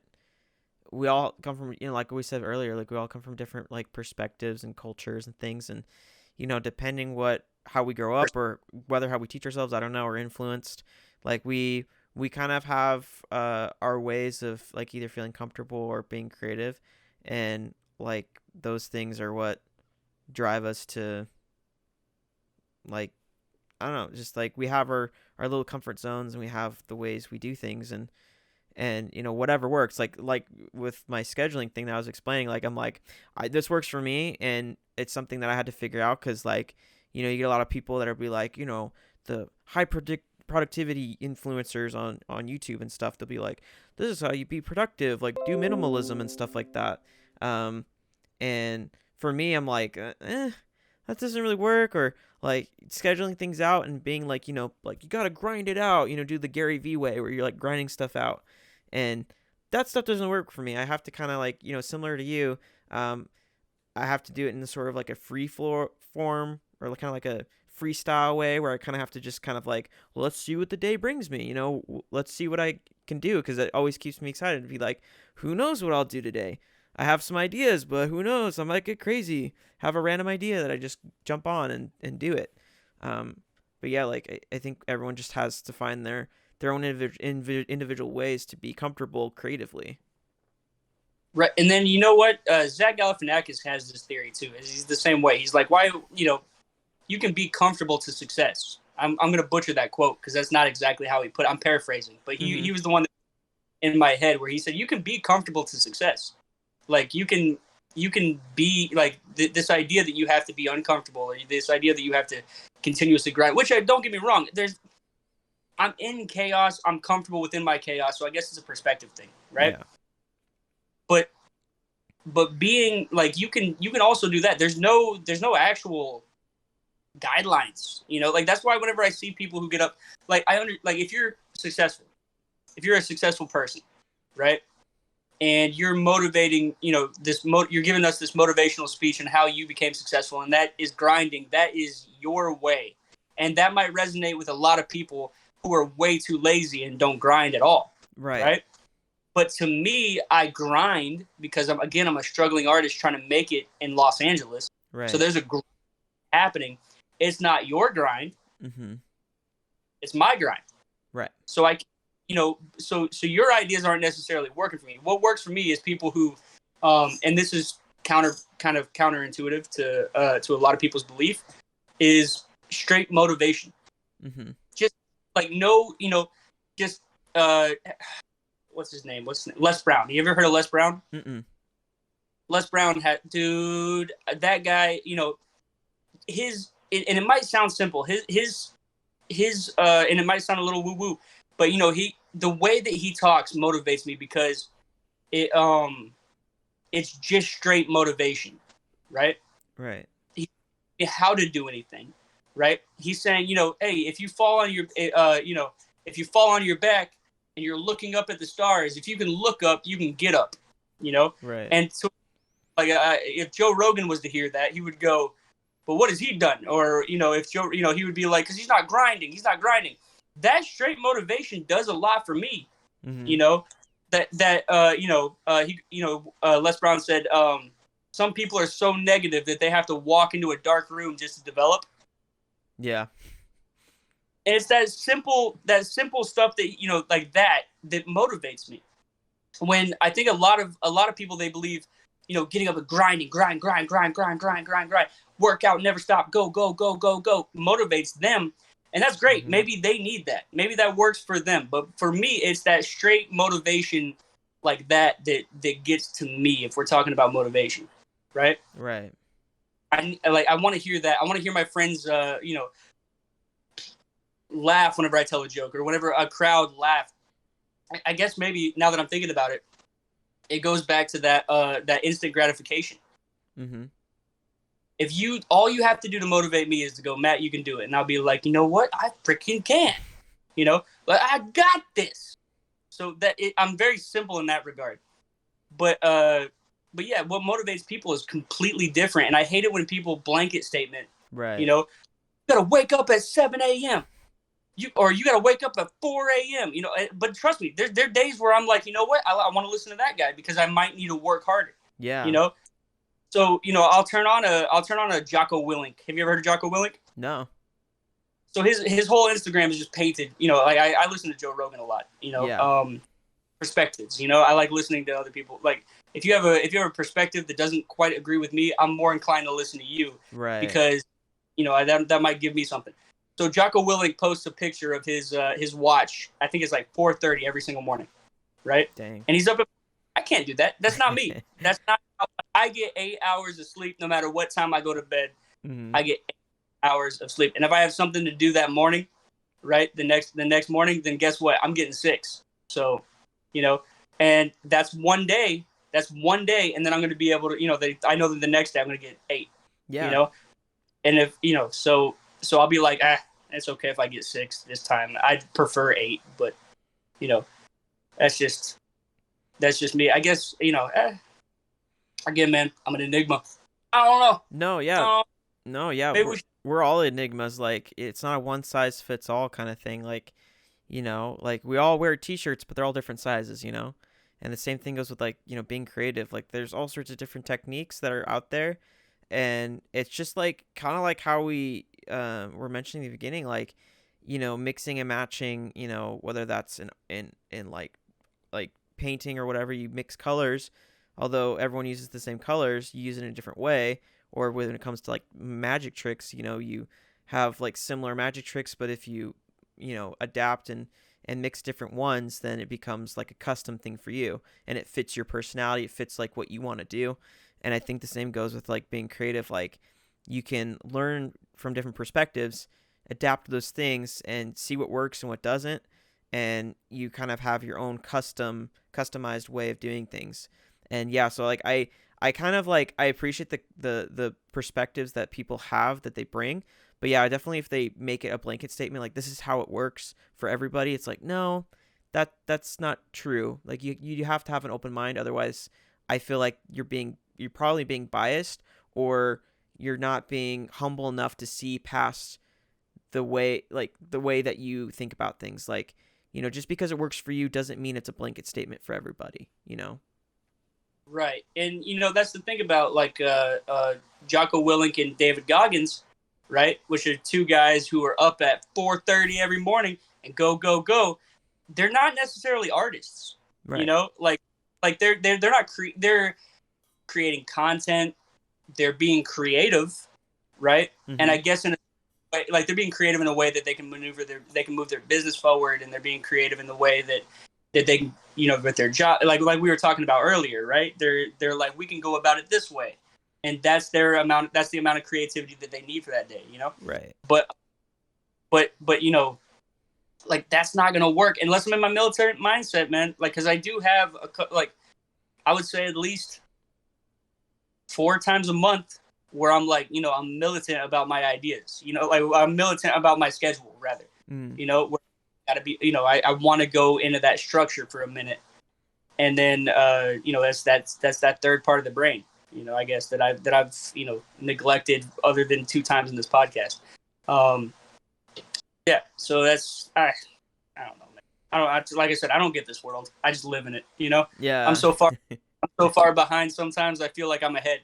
Some people looking at it would be like, Matt's ahead, and I'm like, what? No, I'm just being lapped. And then other times I'm like, what? I am ahead. No, I am ahead. I got so and so blah blah blah blah, whatever it is.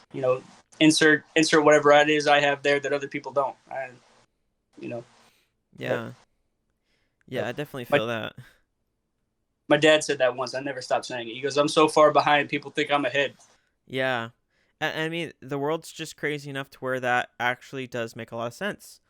Like, I don't know, the example I can think of is like, think of like trends, how do they happen? Like, it's not like the person decided this is going to be the trend and they did it. Sometimes it just takes the one person to do something completely original and random that other people start jumping on that trend. Like, TikTok's that's why I think of it. It's just trends on TikTok kind of happen that way, where one person does one thing randomly. To them, it's kind of crazy or maybe just nonsensical. They don't think nothing of it. And all of a sudden it becomes like this whole like trend, Yeah. And what's weird about TikTok too is I don't know what's a trend and what the algorithm's pushing. Yeah. Right. To me specifically. Mm-hmm. There's so many trends that I ate a taco upside down. And then I started getting tortilla videos and like in my feed, and a whole bunch of like Mexican cuisine and fiestas and stuff. And I'm like, I don't think that was a trend, and then I see a lot of people using food wrong, but there's so many people on TikTok, right, that I don't think that was necessarily a trend that I created as much as it was I was the guy who did that, got popular for it, and now I'm being pushed all of these tortilla videos, and they're shoving that into my face to continue to do more. I don't know what is, so maybe it's a trend to how many of the population, you know what I mean? Because I can tell you that I got like over 2 million views on that on TikTok alone. I was tagged in a thing on Instagram. It's a page, great page by the way, called So Mexican. Mm-hmm. and it's great, and that'll give you some real insight as to the person who runs that thinks about Mexican culture. Is fantastic. And but they posted my video, and then that got like close to 2 million, if I'm not mistaken. Wow. Likes, right? Likes or views, I forget. And then so many people have made stitches of that and so on. But that's not like I mean, literally, I can't even comment and reply to everybody who made a stitch of that video or a duet with that video. And but how much of that, like, that's even that is a small population, right, of people. Right. TikTok alone. That's a country. It's a but yeah, exactly. That's the best. Yeah, it's a great way Or to more put than it. one country, depending on what kind of countries you're looking at. Yeah, that could be. Yeah, all right. Let's call it Russia, right? Yeah. That's freaking. You know what I mean? Like, that's still not everybody. Like that. So am I being pushed just what the algorithm wants me to see, or have I created a trend, or do you look at it like I created a trend that a gigantic, like, with such a big group of people that has become a trend to the people who know about that trend? Yeah. And was I in a podcast because you were, let's for lack of a better word, hoaxed into the idea that I am more popular than I am? You know what I mean? Or what is this that we're looking at? Because this is a phenomenon to me, and I'm starting to. What did people in the freaking 70s do, man? Like, you think of Jimi Hendrix, right? Like, everybody knows Jimi Hendrix, right? Like, was he trend? Because not I mean, he must have been the biggest thing in the freaking world in my circle of friends, because if I say Jimi Hendrix, everybody knows who it is. Right? So I don't know. I don't know what this whole fame thing is, man. I don't, I guess I'm trying to, like, I was walking down the street. This is a true story. I was walking down the street, and a guy took a picture with me because I was the guy who ate the taco upside down. Right? I'm like, okay, so out of the millions of people who saw that video, right, I had a guy take a picture with me. And I'm not tooting my own horn. Right? Because I'm just trying to figure this out. Right? That guy took a picture with me. What were his motives? Because because I did that, like, I did that video totally dirty. You know what I mean? Like, I did all of that dirty. So what was he thinking? Did he think it was funny, or did he think it was here's this crazy dude who ate a taco upside down? Or what was he thinking, and why did he want a picture? Was it just because of the popularity of the video, or was it because was he thinking about it the right way? There's so many things, and there's so many perspectives, and this world is so crazy, it's so gigantic, and the people and everybody's perspectives from here and here. I want to know it all, but my brain can't handle it. So I don't know, man. Again, I went off on a tangent, guys, but if that doesn't show you who I am as a person, then I guess I'm a dedicated overthinker who's very confident in the fact that I overthink. Yeah, no, that's good, and that's good you recognize it too, like, because I feel like most people suffer from, like, overthinking, especially, like, creative people. Like, we're just always, like, thinking this and that, thinking to the next thing when we should just be focusing on the thing ahead of us. I mean, that could be a blessing and a curse for sure. Curse. Well, sometimes it's a blessing because sometimes you think about so many things at once. Like, like me, like I guess in technical terms, maybe I should just focus on one thing. But I'm doing TikTok, I'm doing all these things. Like, so are you. You're doing all sorts of multiple platforms, and because we kind of like jumping to the next idea or doing different things, and kind of thinking ahead. That kind of gets us ahead. It means that we have more stuff that's put out there to be potentially discovered or whatnot. And I think that's really cool. And, just being able to recognize that you overthink things, I think is important. Yeah. You need to understand how you operate, to be able to like I said before, customizing the way you create things or how you schedule yourself. Because if you don't understand yourself, you're not going to be able to, make things. I understand that I'm a mess, like, I understand that I'm like a pile of contradictions, and I know that that I'm a pile of feelings, which leads to contradictions, because sometimes I feel that way. And then if you look at science is so, like, cut and dry, really. I mean, right. they're like, yeah, gravity is what goes up comes down, boom. and then you got theoretical science, which is trying to figure out the next cut and dry thing. And I'm also in that, you know, like theoretical science is basically like, here's a theory. We don't know if this is exactly a fact yet. We're going to get it to a point where it's going to be undisputable until we get more knowledge. And then, things for 50 years, 50 years is going to be this good. And then next thing you know, something's going to turn it upside down on its head. And then that's the new thing. And then everything's got to catch up to that thing. And then that's going to be undisputed for 50 years. And then, so anyway, the I'm doving in on both worlds, man. Yeah. I really doving in on the theoretical and the cut and dry world.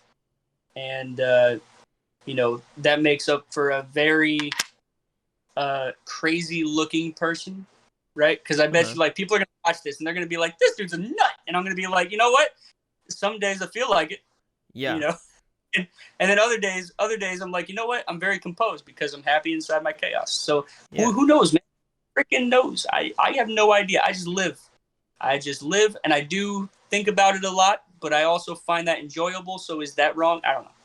Yeah. Like, no, I think that makes sense. Like, because this is something that, like, I've learned, like, growing up and stuff, like having conversations with people, is like you start to, like, try to think about things in their perspective. Like, for me, you say you're like it's like chaotic and this and that, and maybe it doesn't make sense, but, like, I think the more I've thought about it, the more I think it makes sense to me, is because, like, if you're a comedian and you're trying to, you have to make jokes and things like that, you would have to be naturally already, like, perceptive of, like, other people in the world and other different types of things. So, like, I can totally get why you would think, you'd be able to, like, think about all these different things all at once, is because, like, you kind of have to do that if you're, like, on the fly. Like, say you're doing something more, like free, what's the word? Basically on the fly, like, you're making up a joke on the fly, right? And people are like, how do you come up with that so quickly? You're like, I don't know. And, like, my brother was even, he's the jokester of the family. He told me, like, I think last week or something, he's like, yeah, like, people would always ask me, like, how did you come up with that? He's like, I don't know, it just popped in my head, so I said it and hoped it was funny, and you guys found it funny, so that's good. And so, like, that's just how people's minds work. Like, sometimes they're able to think of things really fast, quickly, because they're able to connect dots really fast and in different ways, and their just mind operates like that. And so I think, like, for you, it makes a lot of sense, like, just considering, like, what you do. I can understand how what you do as, like, a career is also reflective of how you are as a person, how you think. Yeah, I mean, I'm glad that you can see it that way, because I look at it like a big ball of chaos, like, but it's like, it's my chaos, so I guess I love it, Yeah. It's like having a baby, right? You're like, this baby is jumping off of very high things on a very shallow ponds, and you're like, I can't, like, I can try, I love it for who it is, but he's gonna hurt himself, like, it's like he's a big old nut, but I love him. So that's how I look at, just my life in general, which I think makes me happy. It definitely makes me happy. Yeah. I'm not a sad person, and like, I'm not that artist who's, cooped up in his room and just just dark and mysterious. I'm light, me. Just kidding. On the cooped up in my room part, at least. Right. Yeah, I mean, in a sense, no, I can't say that I'm cooped up in my room all the time. Because like, I'm doing a podcast right now inside of my room, but I live in the living room. Like, I'm in my living room all the time, and then whenever I do stuff, then I come in here, and then I don't know, dude. I guess I get exhausted from people sometimes, and I got a lot of roommates, so I'm, like, exhausted from them, and I got to come in here. But the majority of the time, I want to be around a bunch of people always, right. And then I want my own place to go and recuperate, like, regather my thoughts, and even though that doesn't always make sense. Right. Yep. It's a cluster F. Yep. Yeah, that's definitely what it feels like most of the time. And, like, I think that's what's really helpful to me too, is just, like, for me, this podcast has been a way of like, I don't know. It's why I try to like tell like family and friends about it, because I'm like, hey, you want to get inside of my head? Like, listen to these conversations I'm having, like with other people that are similar. Because like sometimes I feel like I know I'm not alone, but like I feel like maybe sometimes friends or family not might not understand my way of thinking, or like the types of things that I'm trying to pursue in life, and they don't really understand the scope of what that means or what that's going to look like. And so they kind of see me as like an anomaly, or like, whatever. But, I think that's why I really like having like a podcast, is being able to like kind of peel back the chaotic layers that is the brain of someone who's like creative. I think that's always good. And for me, it just feels so good to have like something to kind of showcase that, or kind of like try to make sense of it, even though there's no way to make sense of it. Here's something. I don't mean to get deep, right? I'm kind of Oh, scared. we've been deep for a while now. Yeah, We're in the deep end. yeah. This is to me. I'm trying to be a little less deep this whole conversation. You know what I mean? Gotcha. Okay. I will get into that. So to me, I guess again, I'm comfortable in these deep waters. Uh-huh. But let's go deep, right? Okay. I'm afraid to tell people to watch what it is that I do, because I'm afraid that I'm going to rub off on them, right? Like, Yeah. because I know that I'm not for everybody. I'm not everybody's cup of tea, and the way that I think is not going to work for everybody, because not everybody's way of thinking works for me. So if you try to get into my brain more, that might change your perception in a negative way, which is what I don't want to happen. If I change your perception, and like, I'm not trying to, I'm nobody's role model, man. Right. I'm nobody's, I'm afraid that if they dive in, that I'm going to make them, I'm going to give them something. And I guess it kind of sounds egotistical in a way. Like, I'm afraid that I'm going to give them something to think about that they shouldn't be, because they seem happy where they're at. Does that make sense? Like, you don't want to disrupt their I don't happiness or reality. Right. So, okay, a great example is musicians. I have a lot of musician friends, right? Uh-huh. And they ask, like, Matt, what did you think about the song? And they get mad at me whenever I tell them, hey, man, I'm not going to tell you what I think about this song, because I like your music, right? I like your music, and I don't want to disrupt your thinking. So even if I don't like this song, if I tell you that, you're going to change, you're gonna change. Even if I don't like the song, I'm gonna be like, hey man, I don't like that song. Well, what if they have like a lot of trust in what it is I enjoy, and I don't like that one thing? I don't want them to change how they think because they put out music that I do enjoy. Right? Right. Just because I didn't like this one song, I don't want to change your whole perception and then have you change something that I enjoy. Right? Right. I just did one. So I don't tell musicians or artists necessarily. I'll tell them, if they ask me what my favorite is, I'll tell them that. Right? Okay. But I'm not gonna like a friend of mine. This legit happened, and this is how it's happened with my musician friends forever. And I've lost friends because I won't tell them. Right? I'm like, what do you think about this? It's always the same answer, right? Right. Because I'll vibe my own, but in real life, I go, yeah, man, dude, it is. It just is. That piece is right. And because I don't want to disrupt because if I really like their music, I don't want to disrupt their thinking, right? Because just that one piece wasn't for me. But if I tell you that, that's going to disrupt your thinking, and then you're going to stop thinking the way that I've fallen in love with your music for the way that you think. Right. And that's something. Now, if you're a comedian, that's a little bit different. If I'll tell you, I'll be like, I don't think that this part was funny, right? But I think the whole idea is funny. Or, you got to be a little bit rougher, I think, with the comedians, because, because if I don't think something's funny, I'll say that. But again, I'll put it in such a nice way that I hope it doesn't change your, perspective, because there's a good chance that I like where you're going with it. You haven't hit the nail on the head. Right? Like, there's too much fat in the joke, right? Right. Like, you ever listen to a setup to a joke and then the punchline doesn't pay off? Yeah. right? Like you can cut that down a little bit, I think, and then you can get to that funny a little bit quicker, and then it would be timed perfectly. And I can try to help with that as much as I can. I try not to, right? But if I feel like something's a little bit too fatty, which is the most of, the problems that I see with jokes, is they're a little bit too fatty, too much fat on the steak, not enough steak, a little bit too much fat. Right. I can help you out. I can help you out with that. As like a painting is like something that I like. If I'd have to feel it, and again, I don't want to change your perspective. So if I'm not feeling it, I'd be like, "It is, man." Right.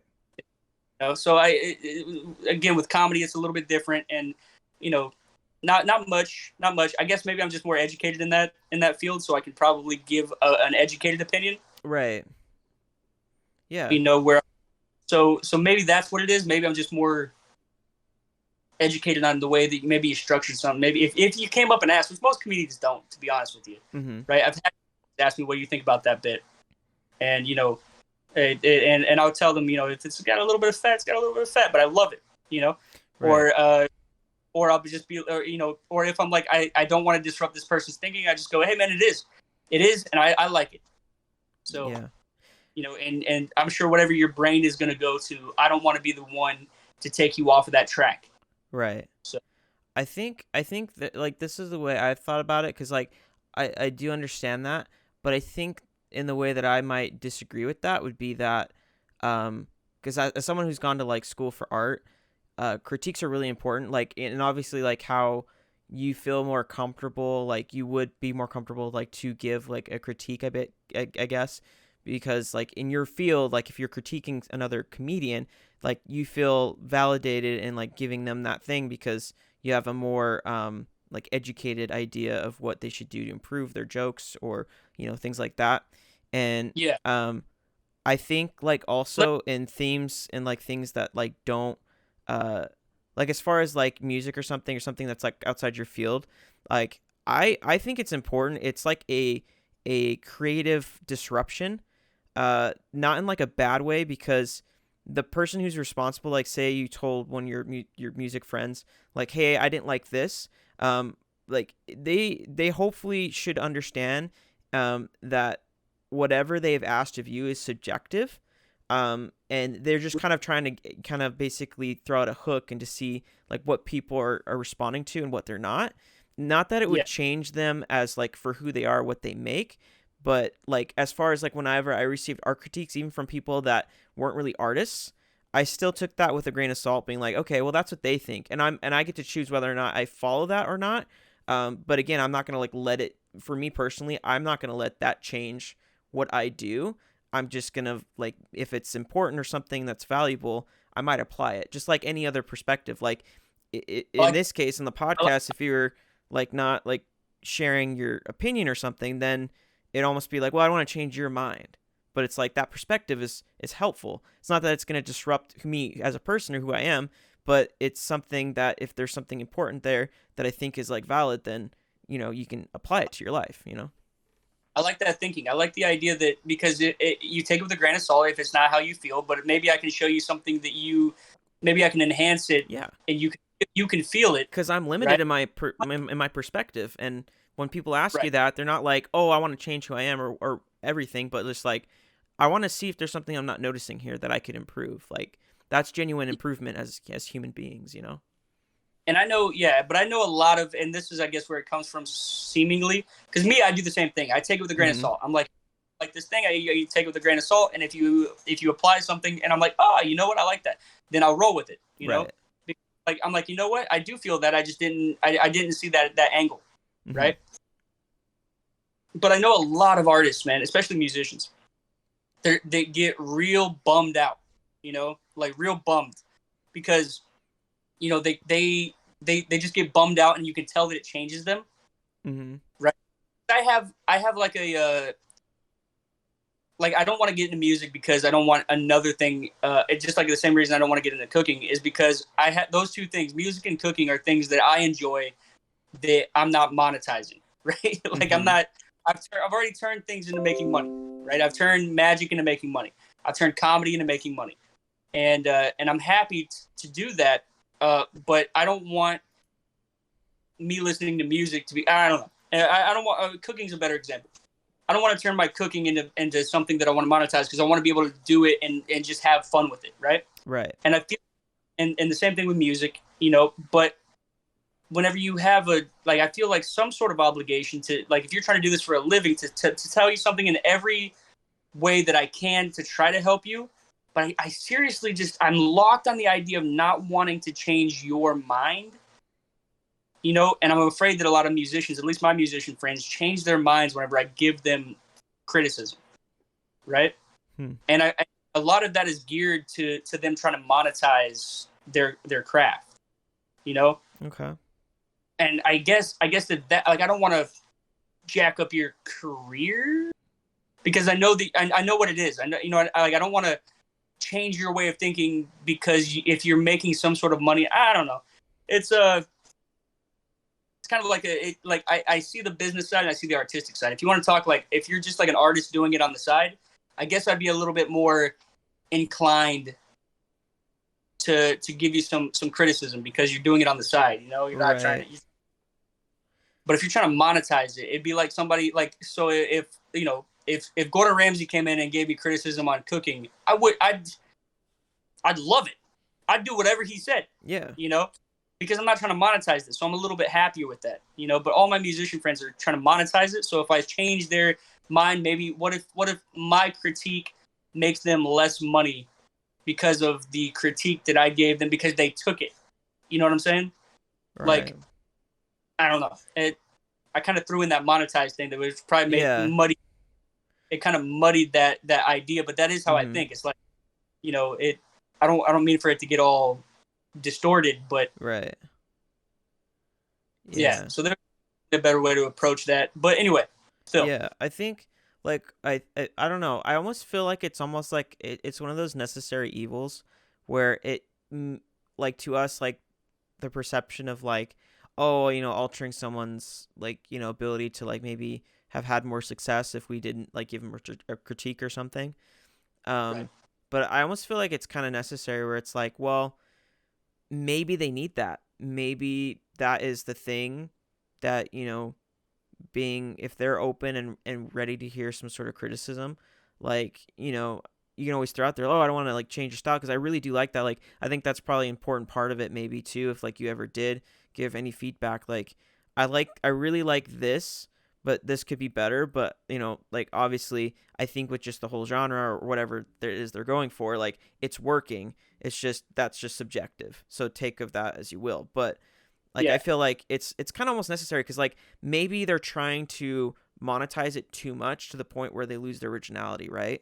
And I've experienced that a lot too in some of my videos and things that I've done, where I'm like, that didn't really feel like me. That felt like not super authentic, which, I don't know. Like, I try to strive for authenticity, but, like, at the same time, a lot of times I feel like I could be like, I'm almost like a different character sometimes. And so it's like, I don't know. Sometimes it's like, maybe they have to have that realization where they take to a point where they're like, I'm going off of this criticism from somebody, and then they realize, oh, this is not where I want to be.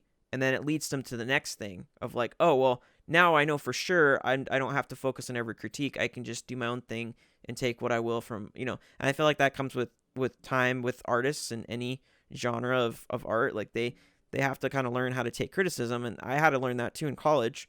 It felt like a personal attack, and you felt like you had to conform to whatever style that the professor wanted or whatever.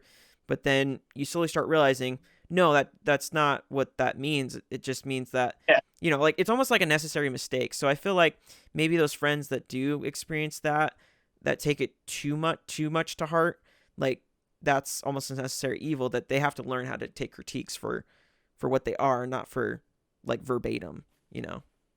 Right. And I think I know more that do it that way than don't.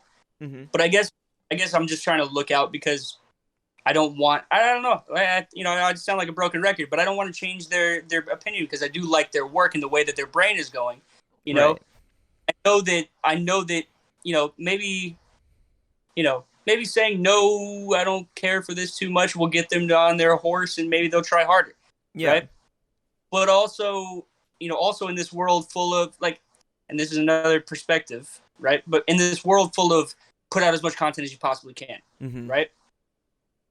Like they put out a bad song, they put out a bad song. Yeah, They'll come up with another great song, or that's something true. else that I'll, you know. So you can look at it from that perspective too. Again, man, perspective is such reality, and all I can really say is like how I want people to like if I do something, feel free to critique, right? Mhm. Because I know I can take it, but I Mhm. know a lot of people, and I try to be as good of a person as I can to those people, because I know that their brain has taken them in great directions before.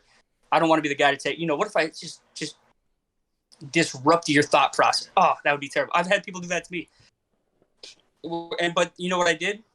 In hindsight, I threw their ideas away because I felt that it wasn't working. Right. I tried them. I was like, I don't like it.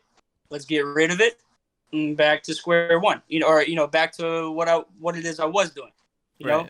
And then ran with my brain anyway. So maybe they would do the same thing eventually, but maybe not either. So I don't know, man. Maybe you just got to get to know people. Maybe that's the trick. The trick is to just be like, hey, man, are you soft, or are you kind of hard about your Mhm. creative process? Do you really Maybe want maybe get to critique know. or do you just want compliments? Right. You want me to baby you, or do you want me to? Because I'm all right with that, man. Because again, I feel like freedom is and chaos. It's crazy how freedom and chaos are just side by side. Right. But yeah. But it's like, what are you looking for, man? But I don't know. Maybe that's the trick. The trick is just to get to know people better, understand, and then whenever you're like really tight with them, go, hey, man, your music is fantastic, but this song is garbage, my friend. Mhm. So I who knows? Who knows, man? Yeah. Yeah, that makes a lot of sense. Yes, sir. Dude, Yeah. this was fun, man. I Yeah. mean, are we wrapping up? Yeah, of course. Yeah, this is just interesting conversation. I didn't want to like stop the flow of Oh, it. well, we do. Again, we can do this as much as you want. If you want me, I'm all game, dude. You want to see a trick to close just for the heck of Oh it for yeah, of everybody at home? course. I would love that. All right, cool. Let's see, I'm sure I've done this one for you before, but I'm gonna do it. I'm gonna do it for everybody at home. Here, I'll show you this. This is a very, we'll call it a very Republican deck of cards, Uh-huh. right? Very Republican esque. But if I kind of give it a wave, right? You kind of give it a wave like this. You can kind of change it to blue. Not just that card, but you can actually change all the cards blue. Nice. That's sick. All except for one card. And guess what? I'm going to send that card to you, my friend, telepathically. Uh-huh. Ready? Take a look. Hoop. I just sent it to you. Okay. What's the first card? I'm not very good cards, but Four of Hearts? Hmm. Is that a card? I don't know. I'm not good with cards. Mm-hmm.